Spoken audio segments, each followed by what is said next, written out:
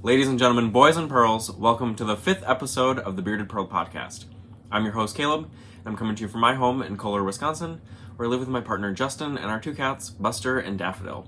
Today is Saturday, July 25th, 2020, and I am proud to present...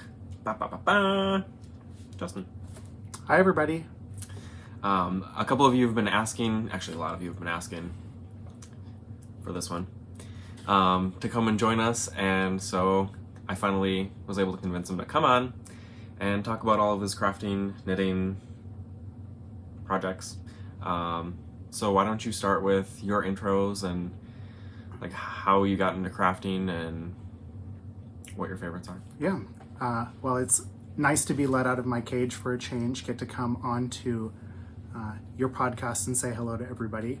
My name is Justin. I live here with Caleb, Daffodil, Buster. It's going to be really hard not to look at you while you're sitting right here. We've been laughing and crying and arguing about how this is going to go for about 30 minutes now, so we are primed and completely unprepared. So a little bit about me. I knit. I know how to crochet, kind of. I spin. I do not weave. I sew a little bit, some quilting, and generally a lot of crafting. We cook together. We garden together. So we have a lot of hobbies. The UPS, FedEx, and Amazon delivery people probably want to know what we're up to here. But yeah, so I do a lot of different crafts. I learned how to knit as a child. My grandmother taught my brother and sister and I just a little bit. I think everybody's grandmother taught them some craft at some point. My mom taught us all how to crochet as kids, but our childhood crocheting was mostly a ball of yarn and a crochet hook in the car on the 9-hour drive to Illinois to visit grandparents, and we would just chain 10,000 stitches in the car, and amazingly enough, it kept us busy for a long time. So I didn't really do anything with knitting or crochet, I would say, growing up. I kind of dropped the habits other than, just picking them up here and there. But as an adult, maybe 12 years ago, I had a friend that was an avid knitter, and I asked her one day if she would teach me how to knit. And I started with a dishcloth and upgraded, to the 12-inch by 84-inch scarf I made for my sister, who lives in Texas. I think it was a chunky weight alpaca seed stitch pashmina, I guess you could call it. It was really usable. Yeah, a very very usable.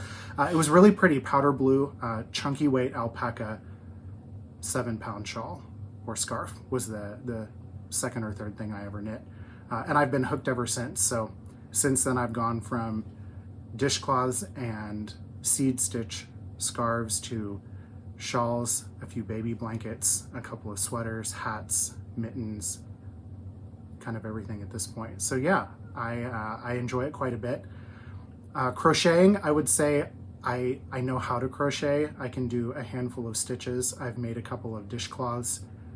We crocheted snowflakes for Christmas a couple of years ago, little lace snowflakes. So I can crochet if I have somebody helping me. I can't really read patterns, although I did manage to read the snowflake patterns. So I'm definitely a novice crocheter, but it's something that I pull out every now and then if I want something different to do, or we want a good dishcloth, something like that. So that's kind of crochet. As far as sewing, I think I picked up sewing maybe, I'll say 10 years ago, maybe not quite that long ago, maybe just 7 or 8 years ago. And I was interested in learning how to make a bow tie. I have a friend at work that makes his own bow ties, and I downloaded a pattern and had a sewing machine, just a basic, $80, $90 sewing machine from Walmart, and I sat down and figured out how to make a bow tie, and that was the first project I ever made. A couple of years later, I convinced my mom, who would deny any sewing ability, I think mostly because she doesn't want us to ask her to make things, or doesn't want us to ask her to teach us how to do things. But my mom is a very accomplished sewist, and I asked her to help me make a quilt. So I made my first quilt top, maybe 5 years ago. 5 or 6 years ago. Yeah, it was just a very basic pattern. We made the quilt top. My mom and I did together. She helped me along through it, and then I took it off to a long arm quilter. It's a woman that she knows that does her quilt tops, and her sister do them together. And I made the top and literally took the backing fabric, the binding fabric, the quilting, the batting itself, all to them, and they did everything. They did the quilting, they cut the back, they did the binding. So that was my first quilt, and actually I just finished my second quilt top. Is that just your second? It was my second quilt top. Yeah, I just finished my second full-size quilt top. The first one was maybe, I would say officially, it's probably a queen-size top. I finished the second quilt top that was a much more complicated pattern, not advanced or anything, but not as basic as my first one. Just maybe 4 or 5 weeks ago, and we took it to the long arm quilter. This was an interesting experience. I had never done borders on a quilt before. My first quilt didn't have borders, so my second one had borders. I sent it off to the long arm quilter. I actually pieced the back together myself, just a couple of pieces, but I did the back myself for the first time, and then when it came back, I did all of the binding myself, which I hadn't done with my first full-size quilt top. So that was my first one totally start to finish, other than taking it to the long arm quilter to be quilted.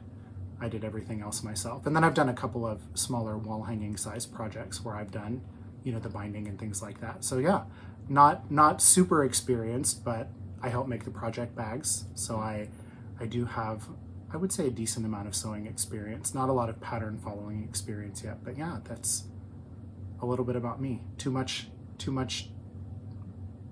would say too much money, not enough time, but that's not true. And definitely not too much time, but maybe not enough money. I'll never be bored, that's for sure. So Well, I mean, I buy enough yarn for all of us, so. Yeah, that's true. Yeah, so I'm glad to be here. Nice to talk to everybody. I apologize, I'm getting used to the camera being over here. This is very much like work, where I'm on video calls all day, every day, but my camera for my computer is up above, so it's a different setup. So bear with me. Well, and you're normally traveling for work. Yeah.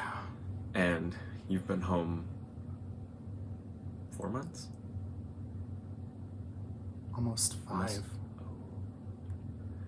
March, April, May, June, July. Yeah. It's going great. Yeah, normally for work, so I'm a virtual employee for work. I work for a veterinary diagnostic company, and I lead a field-based team. So my team that I lead is virtual, and I am a virtual employee. The company that I work for is based in Maine.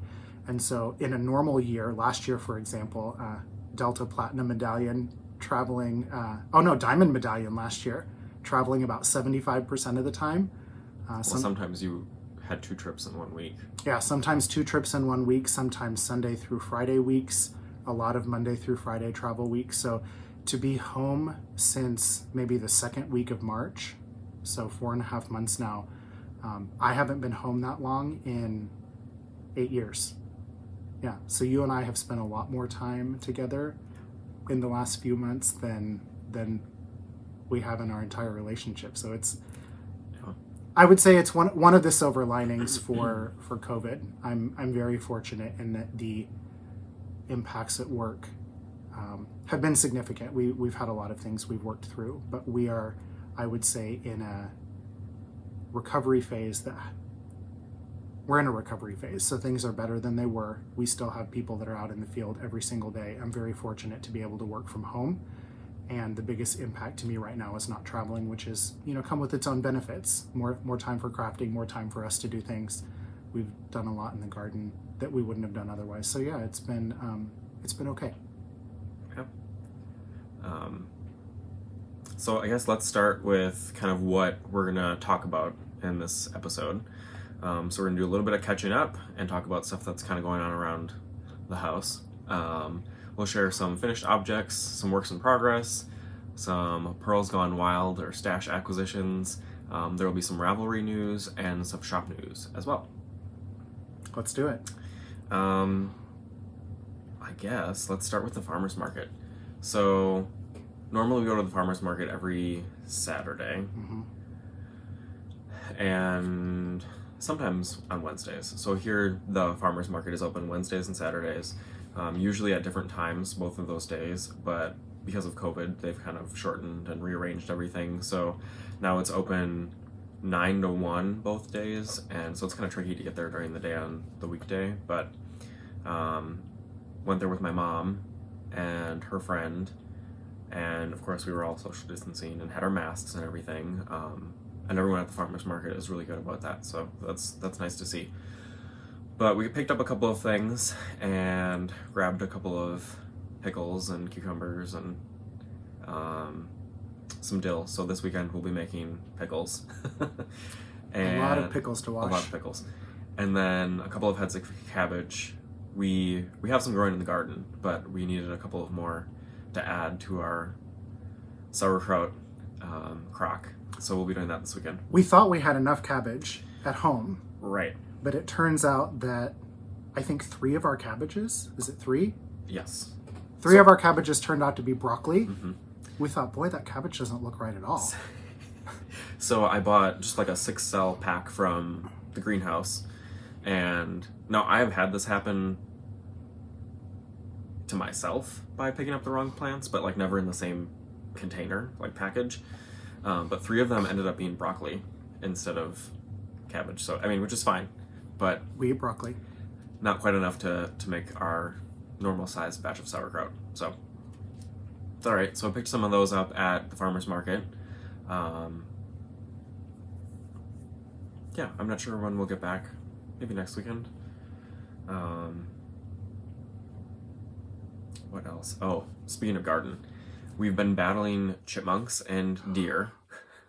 And the chipmunks like to dig up our potatoes and then just leave them everywhere. Yeah, we planted, do we have 25 potato plants this year? We got a little bit out of control. Yeah, somewhere around there. With potatoes. And they were growing really well. And we have chipmunks for sure. We have at least one family that lives under our front walkway to our house. Thank you, chipmunks, for destroying our sidewalk. And now we're going to pay a lot of money to have it replaced. That's an upcoming house project. I'm sure you're going to talk about that. But I walked outside in the backyard one day and saw a little tiny Yukon Gold potato, a little baby sitting on the patio. And I thought, how in the world did that get there? And then I realized exactly what had happened. So I guess the good news is over the course of 3 or 4 weeks, they managed to pull up one of each of the 3 types of potatoes. So at least we knew that they were growing. Mm-hmm. We got to see them along the way. They were helping. Yeah. Thanks, chipmunks. Yeah, so we try to make peace with them. I would say generally, we definitely don't kill them. We don't do anything harmful. Yeah, no trapping, no repellents. No, we have a couple of all natural repellents that don't hurt them. Right. They're just scented things that have like garlic and clove and mint in them, just scents that they don't like that we can sprinkle around some of the plants and the produce. But yeah, for sure, they were very helpful in digging up the potatoes. Yeah, but that was getting a little out of hand because it was like every other day we would find 2 or 3 potatoes like in the driveway, on the sidewalk, like not even close to our house, but we knew that they were ours. And so someone had actually commented an episode or 2 back, try sprinkling like red pepper flakes or cayenne around on the ground, or putting it in pots because they like to dig through all of our flower pots as well. And that seemed to do the trick. Like, they haven't really dug anything up since then. So that was nice. Yeah, and at this point, we've harvested the red potatoes and the Yukon Golds. So we just have the russets left in the ground, but they're ready to come out maybe this weekend. The plants look pretty puny, so I think we'll probably do that. It's currently, I'm looking out the window like that tells you what the temperature is, but I think it's 87 or 89 today. And pretty humid, so definitely a hot day for us here in Wisconsin. We've had a really warm July and a pretty humid July. We're close enough to the lake that we stay a little bit cooler and maybe not quite as humid sometimes, but it's been hot for the last 2 to 3 weeks. So we are inside today, not outside. And I think tomorrow's supposed to be maybe 91. It's supposed to be really hot and rain a little bit, so it'll be terrible outside. But then the rest of the week, I think the temperature is supposed to be down in the upper 70s or maybe a high of 80. So we've got a lot of kind of cleaning up to do. You know, it's the peak of summer, really hot outside. So the plants need more watering. They need more time and attention. the garden is full, so we've got a lot to do. Mm-hmm. Well, and that's kind of an indication of how hot it's been and humid lately, and even rain. We've had a lot of rain this month. Normally we would be making sauerkraut around Labor Day weekend. Yeah. And it's a full month early, at least. Yeah. We couldn't even get cabbages at the farmer's market last year until maybe mid-August. Yeah, mid to end of August. And you picked them up this week. Yeah. Mm-hmm. So we're at least 3 or 4 weeks ahead of where we'd been, which is nice. You know, right. Canning season is almost here. We do a lot of canning. We've canned some jam so far, but that's about it. Mm-hmm. So we have a lot more coming up. The end of summer is definitely busy if you're a vegetable gardener or a canner. Well, and we're kind of transitioning into the next lane. Speaking of canning, we have a electric glass top stove, so that is not recommended for canning in general, but especially pressure canning, which is what you need for low acid foods. And what was it, a couple of weeks ago, I was baking a pie, and I had the oven set to 350 or 375, and then we were downstairs sewing, and all of a sudden I could smell something burning, and so I go upstairs. Not just your normal baking. Right. Sorry, I couldn't help it. So I go upstairs thinking that the pie is, spilling over or bubbling over, and I had it set on a tray, so I didn't think that was going to be the problem. But the oven itself had actually skyrocketed past like 450, almost 500 degrees, and it just kept climbing in temperature.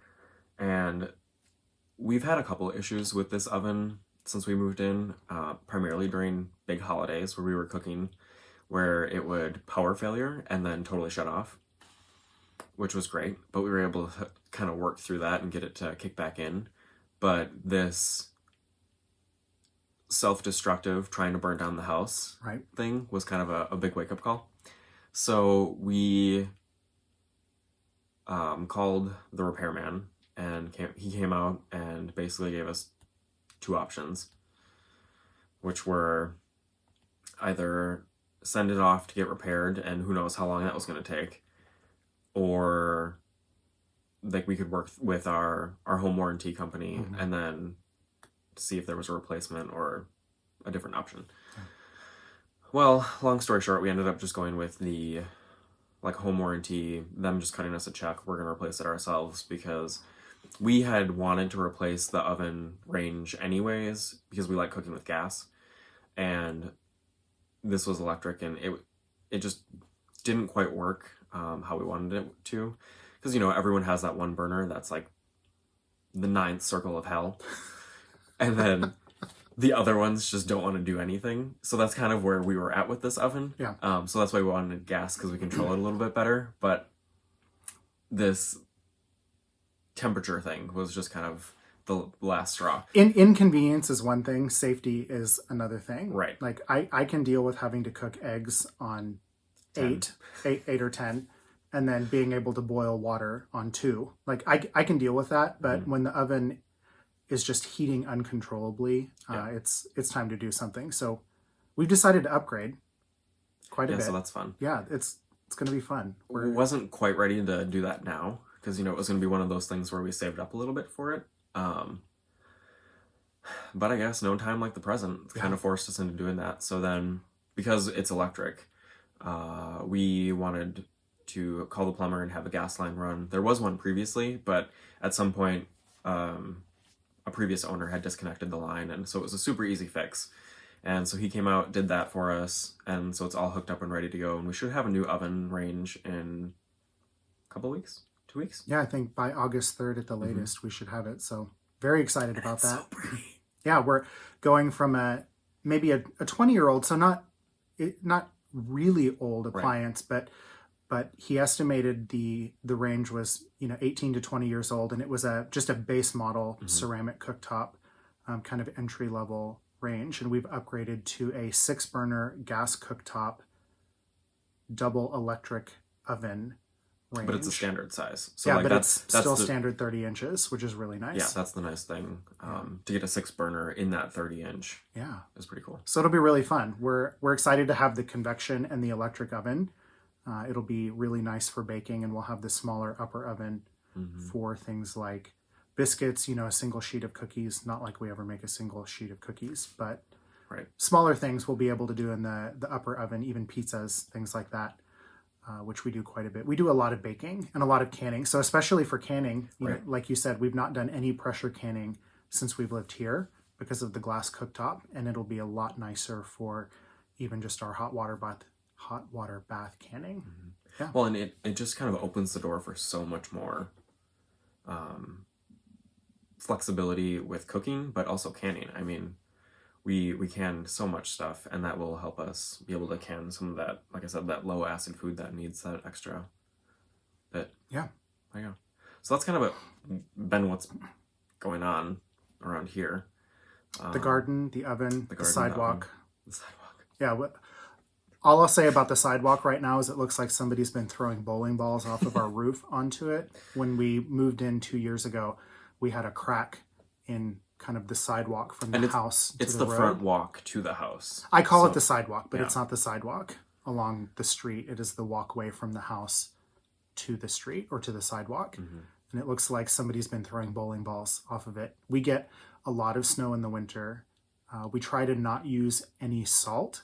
We use some salt-free or concrete and animal-safe granules. Every now and then, if it's going to be really icy, if it's just snow, we don't use anything to protect, the lawn, the sidewalk, and the animals. We do have a lot of deer that come into the neighborhood in the winter. Pets too. Yeah, and pets. So we want to, not only do we not want to track it in the house, but we want to we try to use as few chemicals and unnatural or unsafe products as we can. So the sidewalk between the heating and the freezing and the ice and the snow has just gotten significantly worse from year 1 to year 2. And then this is technically the 3rd summer that we've lived in our house. So we've got a couple of estimates out right now. And most of that is due to the chipmunks. Right. Because you can go to that walkway and like knock on the concrete and hear how hollow it is because they've just tunneled underneath it. So yeah, so nothing like replacing the front walkway and the range at the same time. So we may see fewer acquisitions or more frequent shop updates. or more frequent shop updates, yeah. Absolutely. So that's what's going on in our life. Yeah. Gosh, we rambled for 23 minutes. This is why I'm not going to be allowed back. He's a talker. I'm a talker. You're a storyteller. Kind of like, where is she? Rose in the Golden Girls. Okay. So let's start with maybe finished objects. Let's do it. Okay. How about you share, I share? How about you share, I share? Oh, fine. So my first finished object is it's a hat. It's the slip rib hat by Jody Brown of the Grocery Girls. I was gonna say Golden Girls. She's not that old. So the pattern was super fun, really easy to memorize. It has mohair, or you could probably use Surrey alpaca, or even if you wanted, just fingering held double for the slip stitches in the center. So it's almost like a faux brioche kind of slipped rib, and it uses a DK and a mohair. Is that a twisted rib at the bottom? Yes. Yeah. So that was a twisted rib cast on. Super fun. So the yarn that I used was, do you want to hold this for a second? Do you want to try it on? No. I mean, I can try it on, but I have Velcro head and mohair. Mohair doesn't. Oh God, I'm gonna regret this already. Yeah, so it was super fun, really, really soft. So this is the, like I said, slip rib hat. It uses DK and the mohair, and I used Dyed by Dell's DK in the Chris's Pines Green, and that's this one, and that is a superwash merino Then I used a mohair, and I can't remember I love that the name of that it. mohair. That color is so fun. It's like a chartreuse. Yeah, it's a Shalana Kidsetta, 70% mohair, 30% silk, and the color is 6. So they just have color numbers, but super fun. I've got 64 grams of this left over, so I could definitely do something else with it. Was that a regular 100-gram skein? Yes. Yeah, so you could make another hat if you wanted. Yeah. I don't have enough of the mohair left. This was a 25-gram ball. I only have, or was it a 50-gram? Oh. Ooh. We'll talk about this in a minute. So Problem solved. So that was the slipped rib hat by Jody Brown. Her patterns are great. I've knit a couple of her hats. I've knit a couple of Tracy's hats, and they're just enough to keep you interested, but still be really versatile. I mean, you could do this in any color combination, whether you like pastel colors, jewel tones, earth tones. Right. You know, you could do no pom-pom. You could make it shorter, longer. And a really versatile pattern. I love fur pom-poms, so that's... And I just happen to have this green one, which kind of matched perfectly. But, I mean, I've seen a couple of versions on Ravelry where they have... The yarn is the pom-pom, no pom-pom. Some of them do a tassel, which is kind of fun. Did you knit the full pattern, or I think you shortened this one, didn't you? You knit it a little bit shorter than what the pattern said? I did. So I made the medium size, which was for a 20 to 23 inch head. And that was supposed to be 7 repeats. So I did 6, and then instead of doing a full 7th repeat, because it just needed to be a little bit longer, I added another section, like another 3 rows of this rib pattern, and then did the decreases. So just a couple more rows, because I didn't want to do a full repeat, because I didn't want it super slouchy, because when you had it on, you could see it was plenty slouchy. But I just needed a little bit more length in that pattern. The fit is really nice, though. It's got a lot of room in it. It's not too tight. You know, sometimes with slip stitches, it can really pull the garment tight. But it's got a good stitch count for that. It's really, really stretchy and fits really well. It's very comfortable. It's almost reversible. So this is how the pattern is as written, but you could even... Oh, that's cool. I guess wear it inside out. I love that. And that would be just as fun. You really could just turn it inside out and you would have a totally different hat. Yeah, definitely. And it's almost like a waffle pattern because of that slip stitches, but that's cool. Yeah, super fun. You're welcome, Jody. We've now given you a new hat pattern. You just flip this one inside out. Or maybe thank you, Jody. That'll be $3.95. Yeah, two different hats for the price of one. But what's great about that pattern too is it's 2 pages. Super easy to follow. Definitely a great beginner hat, for sure. Yeah, that's great. Do you want to go next? Should I go? Yeah. We'll just continue with the hat. The mohair hat. The mohair hat. So this pattern, this is actually a test knit. I'm going to feel like a one-hit wonder today. I feel like, or maybe a serial cable knitter. I do love to knit cables, and I do knit a lot of cables, but I happen to have 3 different cable projects that I finished in the last 2 weeks. Some of them have been on the needles for quite a while. But this hat is a test knit for Matt Akers of Makers Knitting. This is actually the 4th pattern of Matt's that I've had the chance to test knit this year. I happened to follow Matt on Instagram, and he was looking for test knitters for a sock pattern at the beginning of the year, maybe in January or February, and he selected me to test knit. And this is now the 4th pattern, and I actually have a 5th pattern of his that I'm test knitting. That's my one on the needles project this week. So this is an unreleased pattern. The hat is unnamed, but it was a great cable pattern. It uses a... Did he say when that would be available in the fall sometime? I think it's coming out in August, maybe. Okay. I think... It's a great question. I should know the answer to that. I think it's being released in August. So as soon as the pattern is out, I can link that into the show notes. But for now, I'll just leave the designer name in there. Yeah, I did talk to Matt this morning, and he was okay with me showing the hat. But this is it's a DK weight yarn held together with mohair. So I've knit this up in the Chelsea Luxe is it just the Luxe DK, I think it's called? Mm-hmm. It's the Luxe DK and her Luxe mohair. The DK is 100% superwash merino, and the mohair is, I think, I have notes somewhere. It's 72% mohair and 28% silk. So it's actually a silk mohair. It's really shiny. And both colorways, or both yarns are in the same colorway, which is her mini Mobius. So the pattern has, yeah, it's just a great hat. I feel like I started it maybe... And it has speckles of like navy and purple and kind of a chartreuse. Yeah, the yarn itself is just great. I'll fold this down because you can see a little bit more of the color.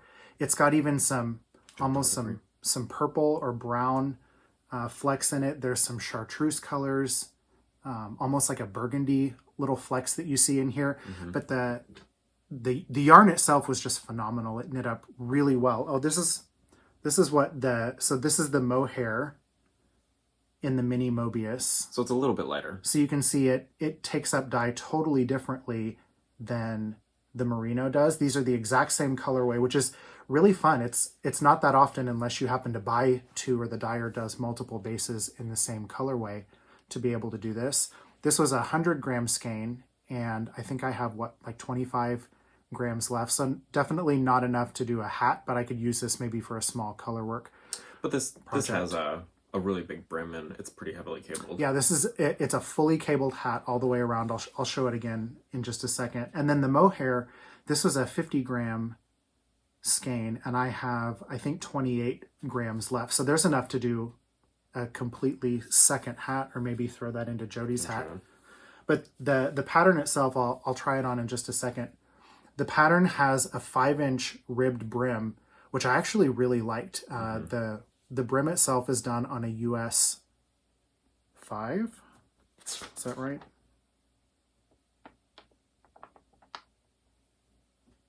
Yeah, the brim is done on a US 5, and then the rest of the hat is knit on a US 6. There's some fun smaller cables on the sides here, and then this large, it's kind of a braided cable, and this was actually a cable technique that I've never done before that I really liked in here. For one of the cables, I knit all of my cables without a cable needle, which is maybe why I enjoy doing them so much, because it's so much faster and easier to do. And one of these cables does require 2 cable needles, and I've not figured out yet how to do a 2 cable needle cable without a cable needle. That sounds terrible, but this is it's a really fun way to do a 5 cable braid. And the way it works is you're moving 4 out of the 5 in the rows that you're moving, and then one of them, say the outside one, stays behind. So this one stays over here in this repeat, and then the other one moves over. So just a really fun hat. It's just a single size. Perfect for, especially with the mohair, Wisconsin winters, because they can be really cold. And the wind in the winter just always howls. If it weren't for the wind, it wouldn't be so cold.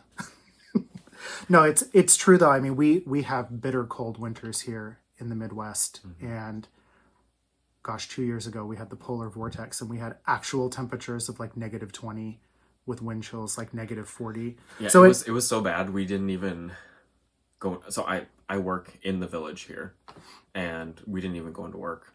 It was just school's closed. So this is definitely, it's a full winter hat. But the hat itself knit up really quickly. I think I started it maybe Friday night and got a little bit of the ribbing done a week ago Friday.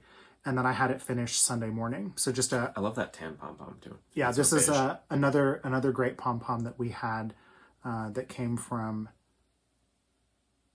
somebody. I found a bunch of... someone on Etsy. Recycled fur pom-poms from like old coats and collars and all that stuff, and they had gone to like estate sales and made a bunch of fur pom-poms out of the stuff, so it was really neat that it was just kind of repurposed. A nice way to repurpose. I know not everybody is a fan of fur, but we do like the fur pom-poms, and we try to find recycled ones. That the nice thing about fur is it's sustainable. Right. So if you can find and it's not made of dinosaurs. Right, acrylic or, like a petroleum product. So I know there's a lot of arguments kind of on both sides. Certainly we wouldn't endorse. I mean, I work for a veterinary diagnostic company and have spent my entire career working in the veterinary industry, and we're both huge animal lovers. Yeah, so we don't condone For sure. So there's our little pom-pom tangent, and it's falling off now because I haven't blocked the hat yet. But the fit is fantastic. I think this will be a really nice pattern.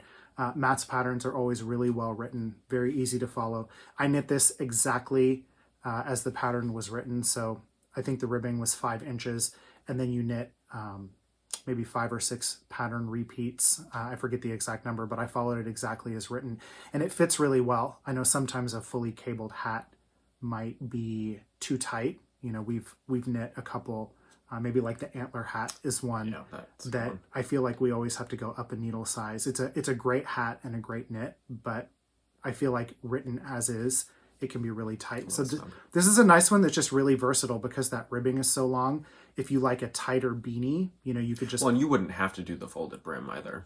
No, you could knit it just with a regular brim if you didn't want the fold. You could knit it in a worsted weight without the mohair. I think the pattern itself will be really versatile on a 5 and a 6. But the way it's written with that long brim, you can make the ribbing, you know, you can fold it a little shorter if you like a slouchier fit. If you want a tighter fit or it's really cold, you can fold it up more and have more of that double layer. So just a really fun knit. This was my first time knitting with, is it Christina's yarn from Chelsea Yarns.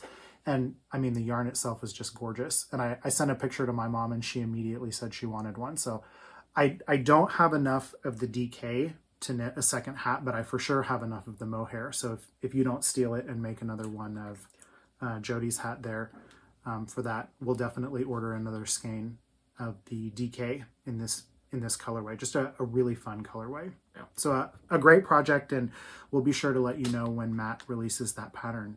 It was a lot of fun to knit. Mm-hmm. My turn. Okay, so my friend Kathy and I have been doing this kind of challenge. So we I feel both like I'm covered in mohair now. So we both pick a pattern, and oh my gosh, oh yeah, it was really stuck to your head. It's terrible. Sorry about that. I'm gonna look like not Einstein, Albert Einstein with it. So we both pick a pattern and kind of do like a friend knit along. So the first one that we did, what was the first one that we did? It was it a knit along that you did with the shawl that had the tassels on it? Huh? Oh boy. It was the black one. You did a black one and a red one that had those long slip stitch things that crossed over. Yes. The hipster shawl by Hohi Locatelli. So then we've just been like working through this on our own, and it's been sort of motivating each other to get projects done. This is this cool. One was a kit. We both bought a kit from Espace Tricot when they were having their kits on sale, and I think you can still find them in the shop. But it's the Fleur Shawl by Melissa Clulo of Espace Tricot. So super fun, super easy. It uses a mohair or a suri? Suri. Yeah. So this one used you could probably use a mohair if you wanted, but it used a suri alpaca held double for your kind of contrasty bobble rows, and then it was DK weight for the main color of the shawl. So I used one of the kits that they had already put together, and it's a good size shawl. I mean, humongous. It's a big one. But so the main color is Grello, and that's the La Bien-Aimée DK. Then the Suri alpaca yarn is 74% Suri, 26% silk, and it's in the colorway Alcide Herveau. I don't know. It's I think it's a True Blood reference. I don't know. True Blood. Yeah. It's in reference to a gentleman. So if you're fans of the show, you'll the colors in this this Grello color is that yellow it's like a deep gold. Mm-hmm. It's just such a rich color. Well, and what's really fun too is there are speckles of this navy throughout the Grello. Mm-hmm. So it really pulls it in nicely. And then, yeah, you can show it a little bit better.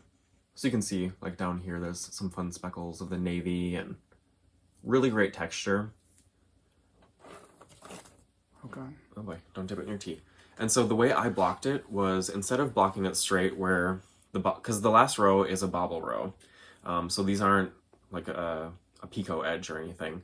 But the way I blocked it was I pinned out each individual bobble along the whole shawl. Oh, that's right, yeah. Because I wanted a little... Was it not written that way? No. It was supposed to be flat, but I wanted like a little scalloped kind of textured edge. So it turned out pretty fun. And that way it really kind of pulled out and highlighted the bobbles, which were great. But apparently I make floppy bobbles. That sounds like a personal problem. Because I ran out of yarn. Forgot about that. At the very end. So I was binding off and I ran out right here. And so I still have to trim a couple of the ends that you can see, like right here and right here.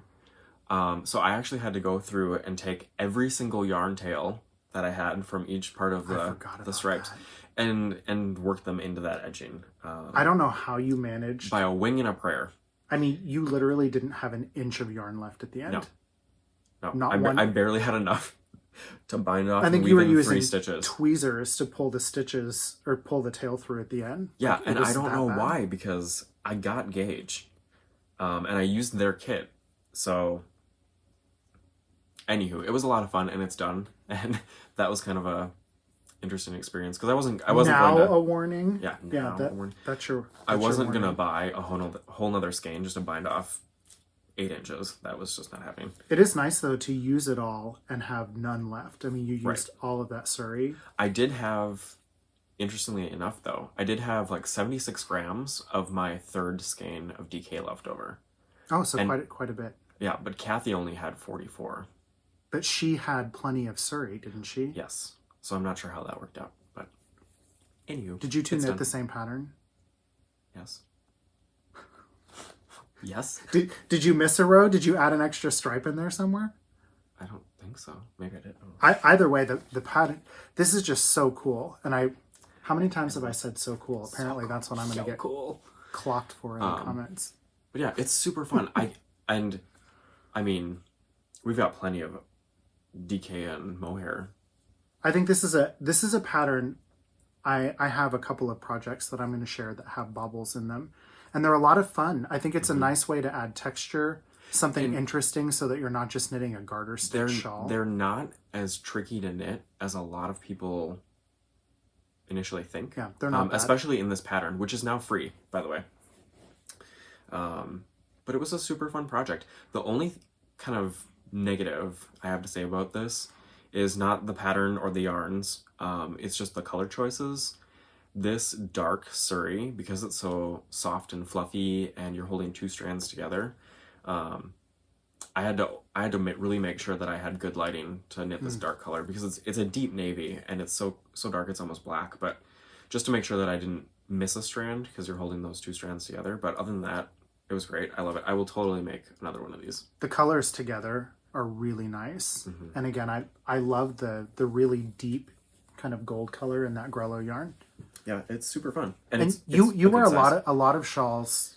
Yeah. You wear like that. Even with a short sleeve shirt, you wear them to work. I get really warm, especially But see there, you can see in my home office, so I don't tend to wear a lot of shawls just during the day. I wear them more like as a scarf if I'm going outside. I tend to be pretty cold. Yeah, I think that would be just really nice anytime. It's really pretty. Yeah, and again, that was the Fleur Shawl for Espace Tricot by Melissa Clulo. So that was fun. I love it. My turn? Oh, Kevin, this one is for you. I know you're... Needles at the ready. Needles at the ready. I know you're knitting a dotted raise. So my next project, I did all of this out of order, is the Dotted Raise Shawl by Stephen West. This is not a new pattern for most of you out there. Anyone who follows Stephen West will have seen a dotted raise. This has been on my to-do list for a really long time, several years. Oh my god. Do you have a drop stitch? I do. I just found it. Right there. It's barely holding on. I gotta catch that. I don't even have any of that story left over. This just goes to show. So I've been knitting for apparently 15 years. Not long enough. 16 years. Yeah. Still make mistakes. Again, it was that dark alpaca. If you want to hear a sad story about knitting and how you should know better, you will learn very quickly that I don't keep notes of anything. I do not make Ravelry project pages. I'm not really that. I'm a pretty organized person, and I think I'm. Well, surely we have one. We're surrounded by a yarn store's worth of stuff. Long story short, I totally lost my train of thought. This is my dotted ray shawl. So this is one that I started maybe in February or March. And why did I put it down? I feel like I put it down so that I could test knit something for Matt, maybe one of the projects I had for him. Mm-hmm. And then you finished your quilt. Oh, then I finished my quilt. Mm-hmm. So that was that in March? I don't know. I started it and I set it down to work on a couple of other projects. And then when I picked it up, I wasn't where I thought I was in the pattern. And I tried to figure out where I was, and my stitch count was wrong. And Stephen's patterns are so well written, and I was checking things off. And this particular pattern has a lot of just repeated sections where you do the same thing kind of over and over again. So I guess we could show it while I'm talking about it. But long story short, I set it down and I couldn't figure out where I was. And then it took me a couple of hours. I was tinking back and I thought I figured it out. And then I didn't know where I was. So I got mad and put it back down again. And then I picked it up a couple of weeks ago and figured it out. And it turns out I was like 2 sections ahead of where I stopped marking the pattern. So who knows what happened. But this is my dotted rays. It's so fun. I used a Miss Babs gradient kit in one of her Yummy 2-ply toes gradient kits. And this, I'm pretty proud. This came from Stitches, I think maybe 2 years ago, maybe 3 years ago. Miss Babs has been there maybe 2 of the 4 years that we've gone. But the colorway is called Edge of Temptation. It has 7 of her fingering weight, which is her 2-ply toes. The toes is what she calls her mini skeins. And so there were 7 different colors in there, and they range from the dark gray. It's like a charcoal gray, almost a black. Then there was a second gray that's a little bit lighter, and then it goes into kind of a purple burgundy color, and then they get more and more red. And the final color, you can almost barely tell it's a different color. It's in here. Where's the end? When you get to the very end, I don't know if you can see, just right here, kind of right here, for the last maybe inch or two. Stephen's pattern for the dotted rays has a large size and a small size, and I think the large needs like 1,200 yards, and the small needs 700. And the Miss Babs kit has about 930 yards. So my shawl is 1 wedge section past a small. And the wedges are just the distance between the eyelet rows. Right. So it's a really fun garter stitch shawl. Most of it is garter stitch. There's short rows, but there's no wrap and turn.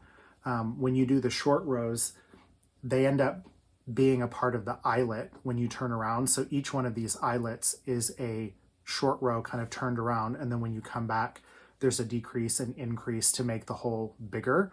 But it's really nice if you've never done short rows before, because you don't have to do any wraps, turns, any pickups, anything like that. It was a super fun, quick knit. The only problem was my problem. And I don't know if I had a cocktail. I don't know if I had an out-of-body experience. I don't know what I did, but really unusual that the actual problem, I was 1 stitch off, which I think is easy to do when you're doing a garter stitch project. Mm-hmm. It's like not totally mindless, but just mindless enough that you stop paying attention. And I ended up being 1 stitch off in my stitch count, which I fixed easily, but I was like a whole section ahead, like 18 rows ahead of where I thought I was, which was the problem. So once I picked it back up and figured out where I was, which required a lot of tinking, a few hours worth of tinking to get back to a section that had a stitch count. So you just had to unknit. I just had to unknit and figure out where I was. And it's so hard. I don't do a lot with short rows. And so for me to look at the pattern and figure out where I was without getting to a section or a row that goes all the way from one end to the other and has a stitch count was really hard. So that's what I had to do, was just take it out until I got back to a complete row that had a stitch count. And that's where I realized that I was an entire section ahead. And then it flew off the needle. So just a really fun project.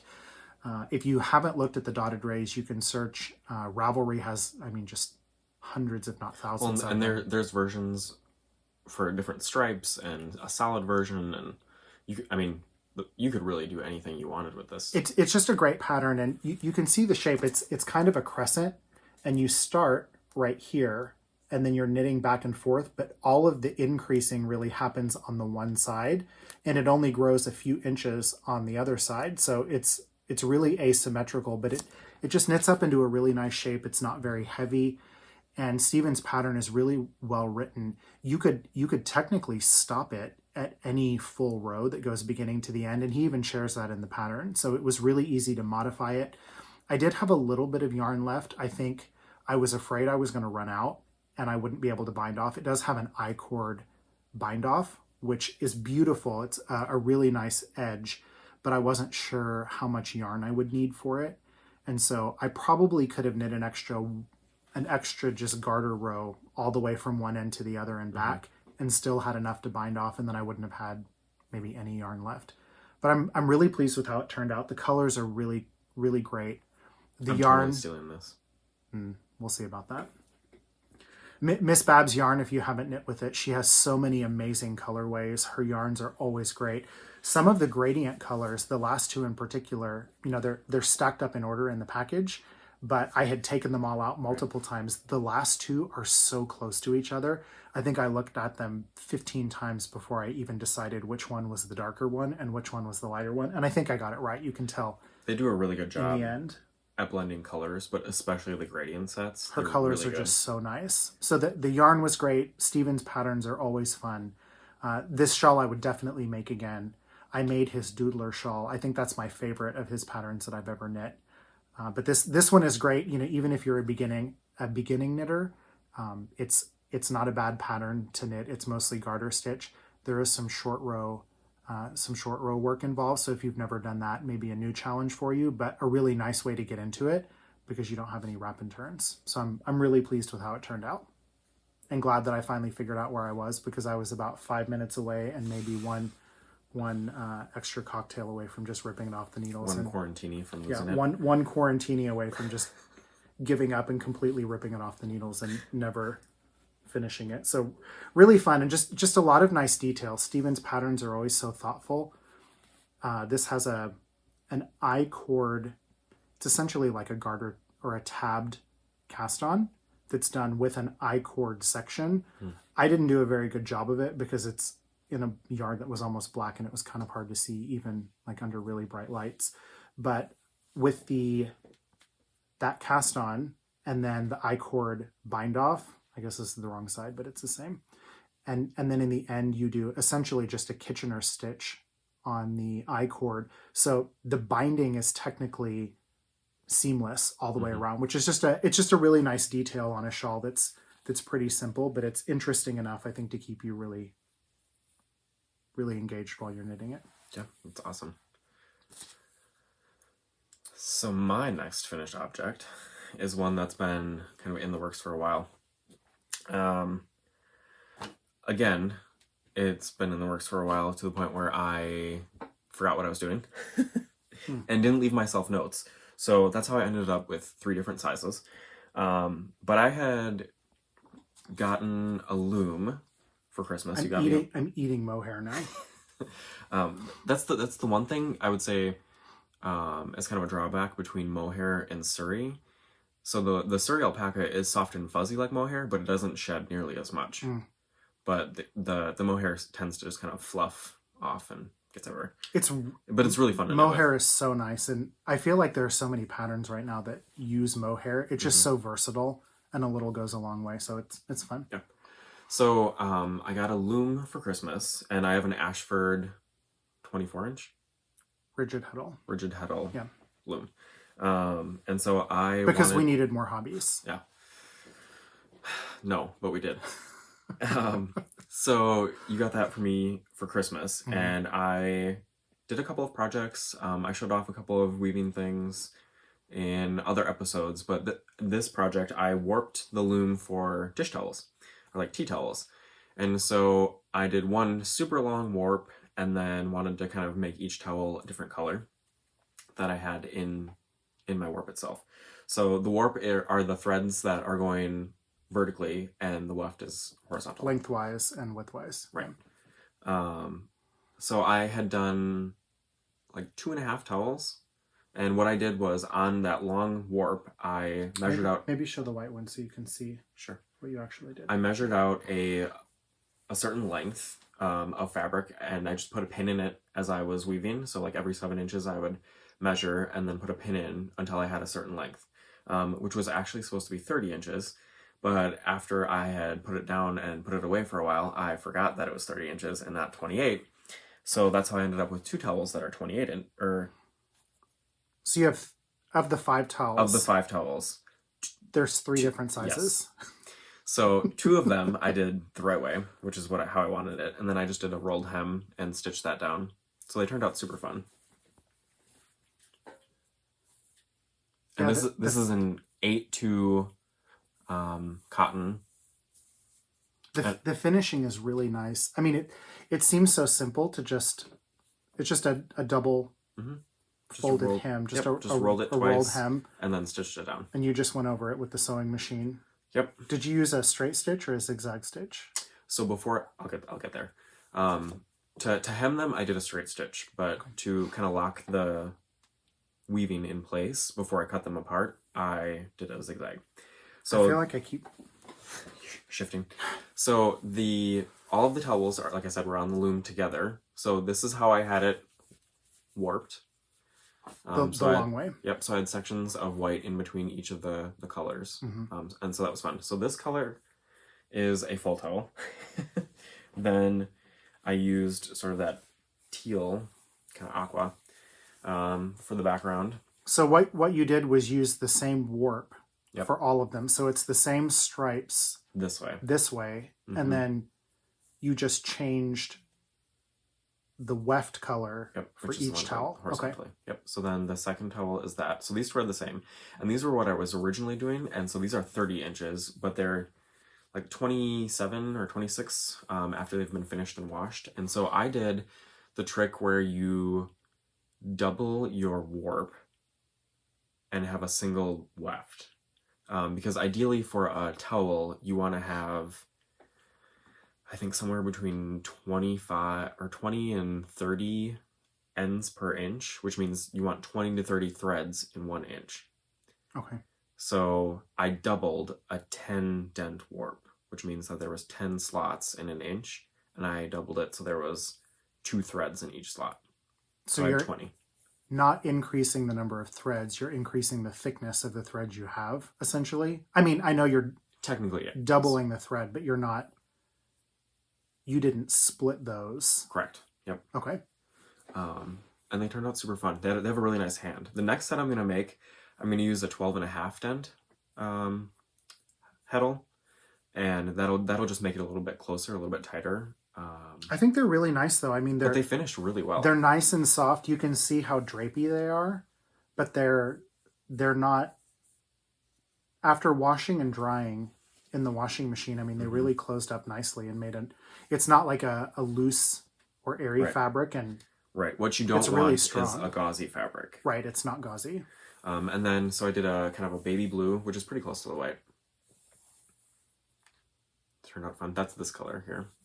I like that one a lot. I almost like the lighter colors. I do like the lighter colors, I think, more than the darker colors, because you can see the colors. This is the navy one in your weft, in your warp better. Which, I mean, they still turned out fun. Yeah, I think they're a lot of fun. So that was the navy as the weft color. I mean, for your first time making towels, and this is only technically your 3rd weaving project. 4th, maybe. Yeah, 3rd or 4th. Yeah, super fun. A lot. If you would have asked me, a year ago, are you gonna weave your own kitchen towels? Probably would have said no.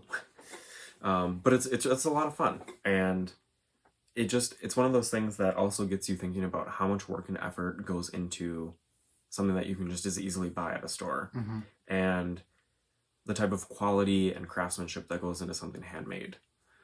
So it was just, will I be doing this for every kitchen towel we own? No. Because it is a lot of work. Maybe if they last a long time, Yeah. then maybe. But I definitely will make a bunch of sets, especially to maybe give away and maybe use as Christmas gifts too. I'll tell you what. And this is the green. And so because I had forgotten which size I was making and made them the wrong lengths, I had either too much or not enough to make another towel. So it ended up being like a napkin size. What's that move? It's like a dance move. So it ended up being like a napkin size. It's a square, but this is in that emerald green, and I mean it's a good fun. It's a good reference point for a napkin, and it's totally functional as a towel. Yeah. It's just not going to be.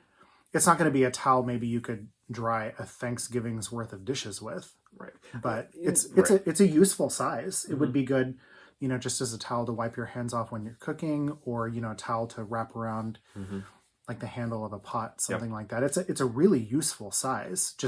It's just not the same size as the bigger ones. But yeah, they turned out super fun. So the cotton itself was an 8-2 cotton, and it's Maurice Brassard that I got from the Woolery. So that's where I get a lot of the different weaving supplies, and it's a really good price for what you get, and the colors that they have are amazing, and it comes in so many different colors. But yeah, these are just 100% cotton. Really, really nice.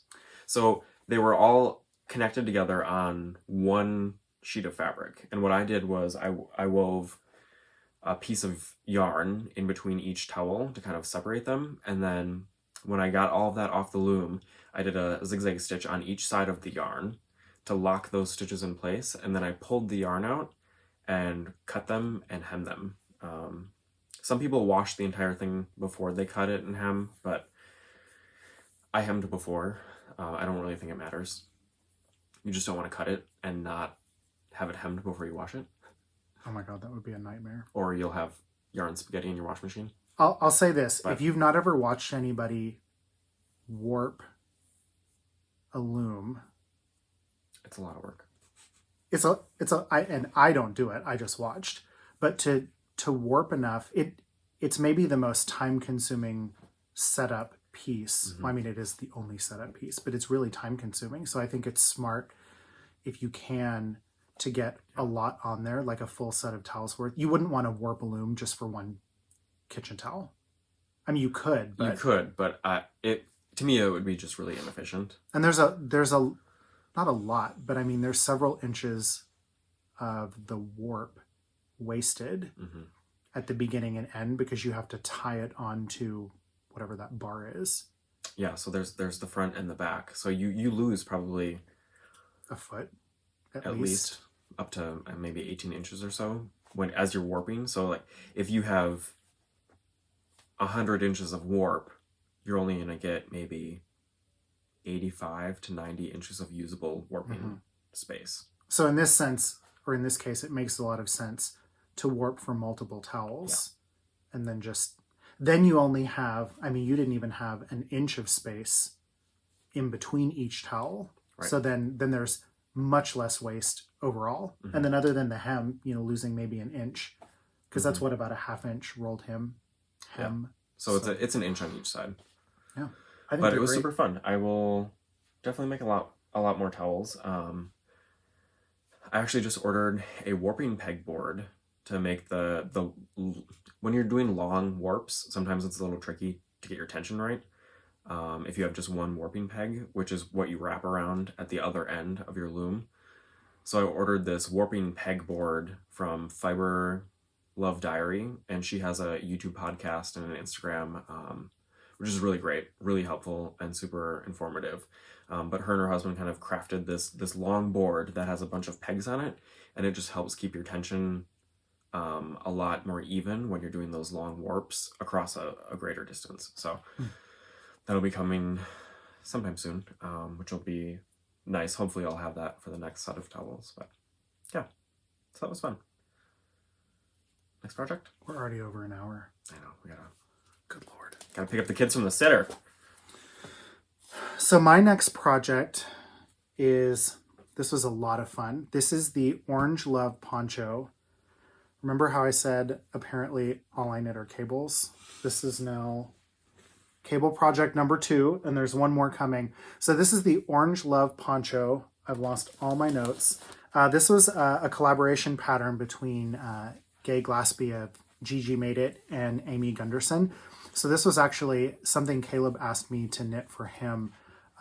It was a really fun pattern to knit. I'll admit, when I started it, I had not correlated the fact that a poncho is as much knitting as a sweater without sleeves. So this took me several weeks to finish, especially because you're knitting a long, flat piece of fabric. So there's a lot of stockinette. Mm-hmm. So the majority of the fabric, the way it's constructed, you're knitting a long rectangle. So if you were to knit it like this, then you're folding it in half, and then you seam at the top. So there's a head hole. So this again is the Orange Love Poncho. And that was Gay Glaspie, Gigi Made It, and Amy Gunderson. A really fun pattern to knit. And the yarn was Neighborhood Fiber Company. If you've not used their yarns before, they're really, really super nice. Fun. We've seen them at Stitches several years. And I think this was Rhinebeck yarn. Oh, okay. I picked this up at Rhinebeck a couple years ago. Yeah, we've bought yarn from them at Stitches at least a couple of years. And then you got this at Rhinebeck. What's really nice, so this is knit in their Studio Worsted base. It's 100% superwash merino. These are actually 8-ounce or 200-gram skeins, so they are jumbo skeins of worsted yarn. So there was 400 yards in this, and it's a really nice worsted. So to have just 200 yards per 100 grams, it's a nice size worsted yarn. But you can see it's a little bit tonal. It's not totally solid. What's even better about this, so I used all of one, so 200 grams of one, all 400 yards. And then I think when I weighed this one, I'd used maybe we do have another 25 to 30 grams of this.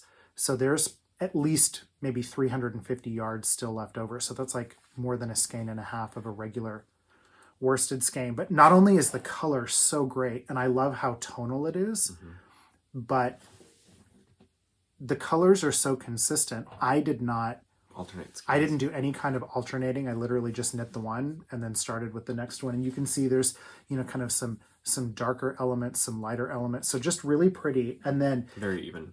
The pattern has this fantastic, it's a combination of cables. So you have a center cable that's knit. I think it's actually cabled every right side row. So it's a really tight twist. And then you have these 2 mirrored cables on the sides that are a lot of fun. And then I don't know if you can see this very well, but then one of the outside cables travels over the stockinette. So it leaves the purled section and goes over the stockinette, and then it turns into these baubles. And this was such a fun way to knit baubles. In fact, you may be able to tell, I think this is the cast on edge down here. My first 2 baubles, I feel like if you've knit baubles, I've knit at least 3 or 4 patterns that have them now, and every pattern is different. And I think the shawl that you showed at the beginning even had another way. So there's just an unlimited number of ways to make baubles out there. I thought, well, this pattern is too much work. I'm not going to do that. And I skipped a couple steps at the end. And then with the third one, I thought, well, maybe I'll try it and just see what it looks like. And you don't want me to strangle you for the... And so I followed the pattern for the baubles, and the way the bauble is made at the end, after you've done all of your decreases, you wrap the yarn, you yarn forward, slip it over to the other needle, yarn back, and then slip it back, and you do that twice. And what that does is it kind of twists the bauble around. So instead of looking so much maybe at the rounded flat knit side, it kind of flips it up so that you're you're almost looking at the purl side, and it just kind of makes it more round and ball-like instead of just That's a little... kind of how the bobble was in the fleur shawl too. Like you took your yarn after you were done making the bobble and you wrapped it around the bobble. But yours And it went just around kind the of- bottom to like push it out a little bit. So yours is more of like a ball sitting on the fabric. Yep. And this one, it's interesting how each technique or each little element of a stitch like a bobble that has so many pieces changes the way it looks. But this was a really fun project. Not a quick knit. It was definitely a little bit of a project. It's a lot of knitting and a lot of purling. So if you're not comfortable purling, it's going to take you a little bit longer. But there's a nice I-cord edging all along the side. So it's an I-cord and then garter and then the stockinette. And you have that mirrored down here on this edge. But then that made the seaming super simple. So at the end, you're able to just kind of do a mattress stitch end and you seam a portion of the poncho and then you have a nice size neck hole. So it's a little bit asymmetrical because you folded a rectangle in half and then you're making a head hole. So it's longer on one side than the other, but it knits up really fun. I think it looks fantastic and, you know, just something really nice and comfortable to wear. I think it would keep you really warm. But not super hot because it doesn't have sleeves. It's not closely fitted to the body. And something that would be... Well, and I tend to, on anything, I tend to either fold or roll up my sleeves because I have short arms. So that would just get in the way of things, but I just don't like them around my wrists. So it's nice to have, kind of almost have a sweater without sleeves. Right, it just kind of a cover up, an extra layer, something that could be a really fun accessory. And if you're a smaller body size or smaller frame or a larger body size or frame, I followed the pattern. I didn't follow it exactly. I mean, I followed the pattern itself, but I knit a little bit extra. You asked me to make it a little bit bigger. And so we tried it on a couple of times and I knit maybe one extra pattern repeat or something like that. So something that would be very easy to just knit until you have your desired size. And if you knit it a lot bigger, you'd have a lot more circumference when you fold it in half. If you needed to make it smaller, or you even wanted to make like a child size, something like that, this would be a really easy pattern to do. Whenever you're ready, essentially you can just start the ribbing, and then it's an inch of Well, and I ribbing guess and too, bind off. if you wanted it deeper this way, you could just add more stockinette stitches. Yeah, if you wanted something really long. But I mean, it's plenty. Let me see if I can stand up. It's plenty long. Yeah. It's just so fun, and it blocked out really nicely. It has that nice garter detail on the edge that helps it not roll as much. So after blocking, it lays really flat. It was a really fun pattern to knit with. I have not been sharing needle sizes for anything, but I knit this exactly as the pattern said. So the whole thing is knit on a US 7, so a 4.5 millimeter. It's knit flat and just folded in half. So there is a lot of purling, but the seaming, I mean, it literally took 10 minutes at the end, and you can kind of go right. I think it actually says to go right in the I-cord edge. And so just a couple of minutes of seaming and just a really nice project, a lot of fun to knit. Of course, Gay does a lot of wonderful things, and I was excited to support her and purchase the pattern, and just a really fun project. So definitely check out the Orange Love Poncho. You could knit it in any color. Gay loves her orange. Gay loves her orange, so we did a nod to her and did kind of this fun, rusty. I would say it's a great rusty colorway, but really tonal. Very Julie. Yeah, just a tone. great color. Yeah, a lot of fun. Do you want to show off your last finished object? I don't have any more finished objects to show. This is my marathon project.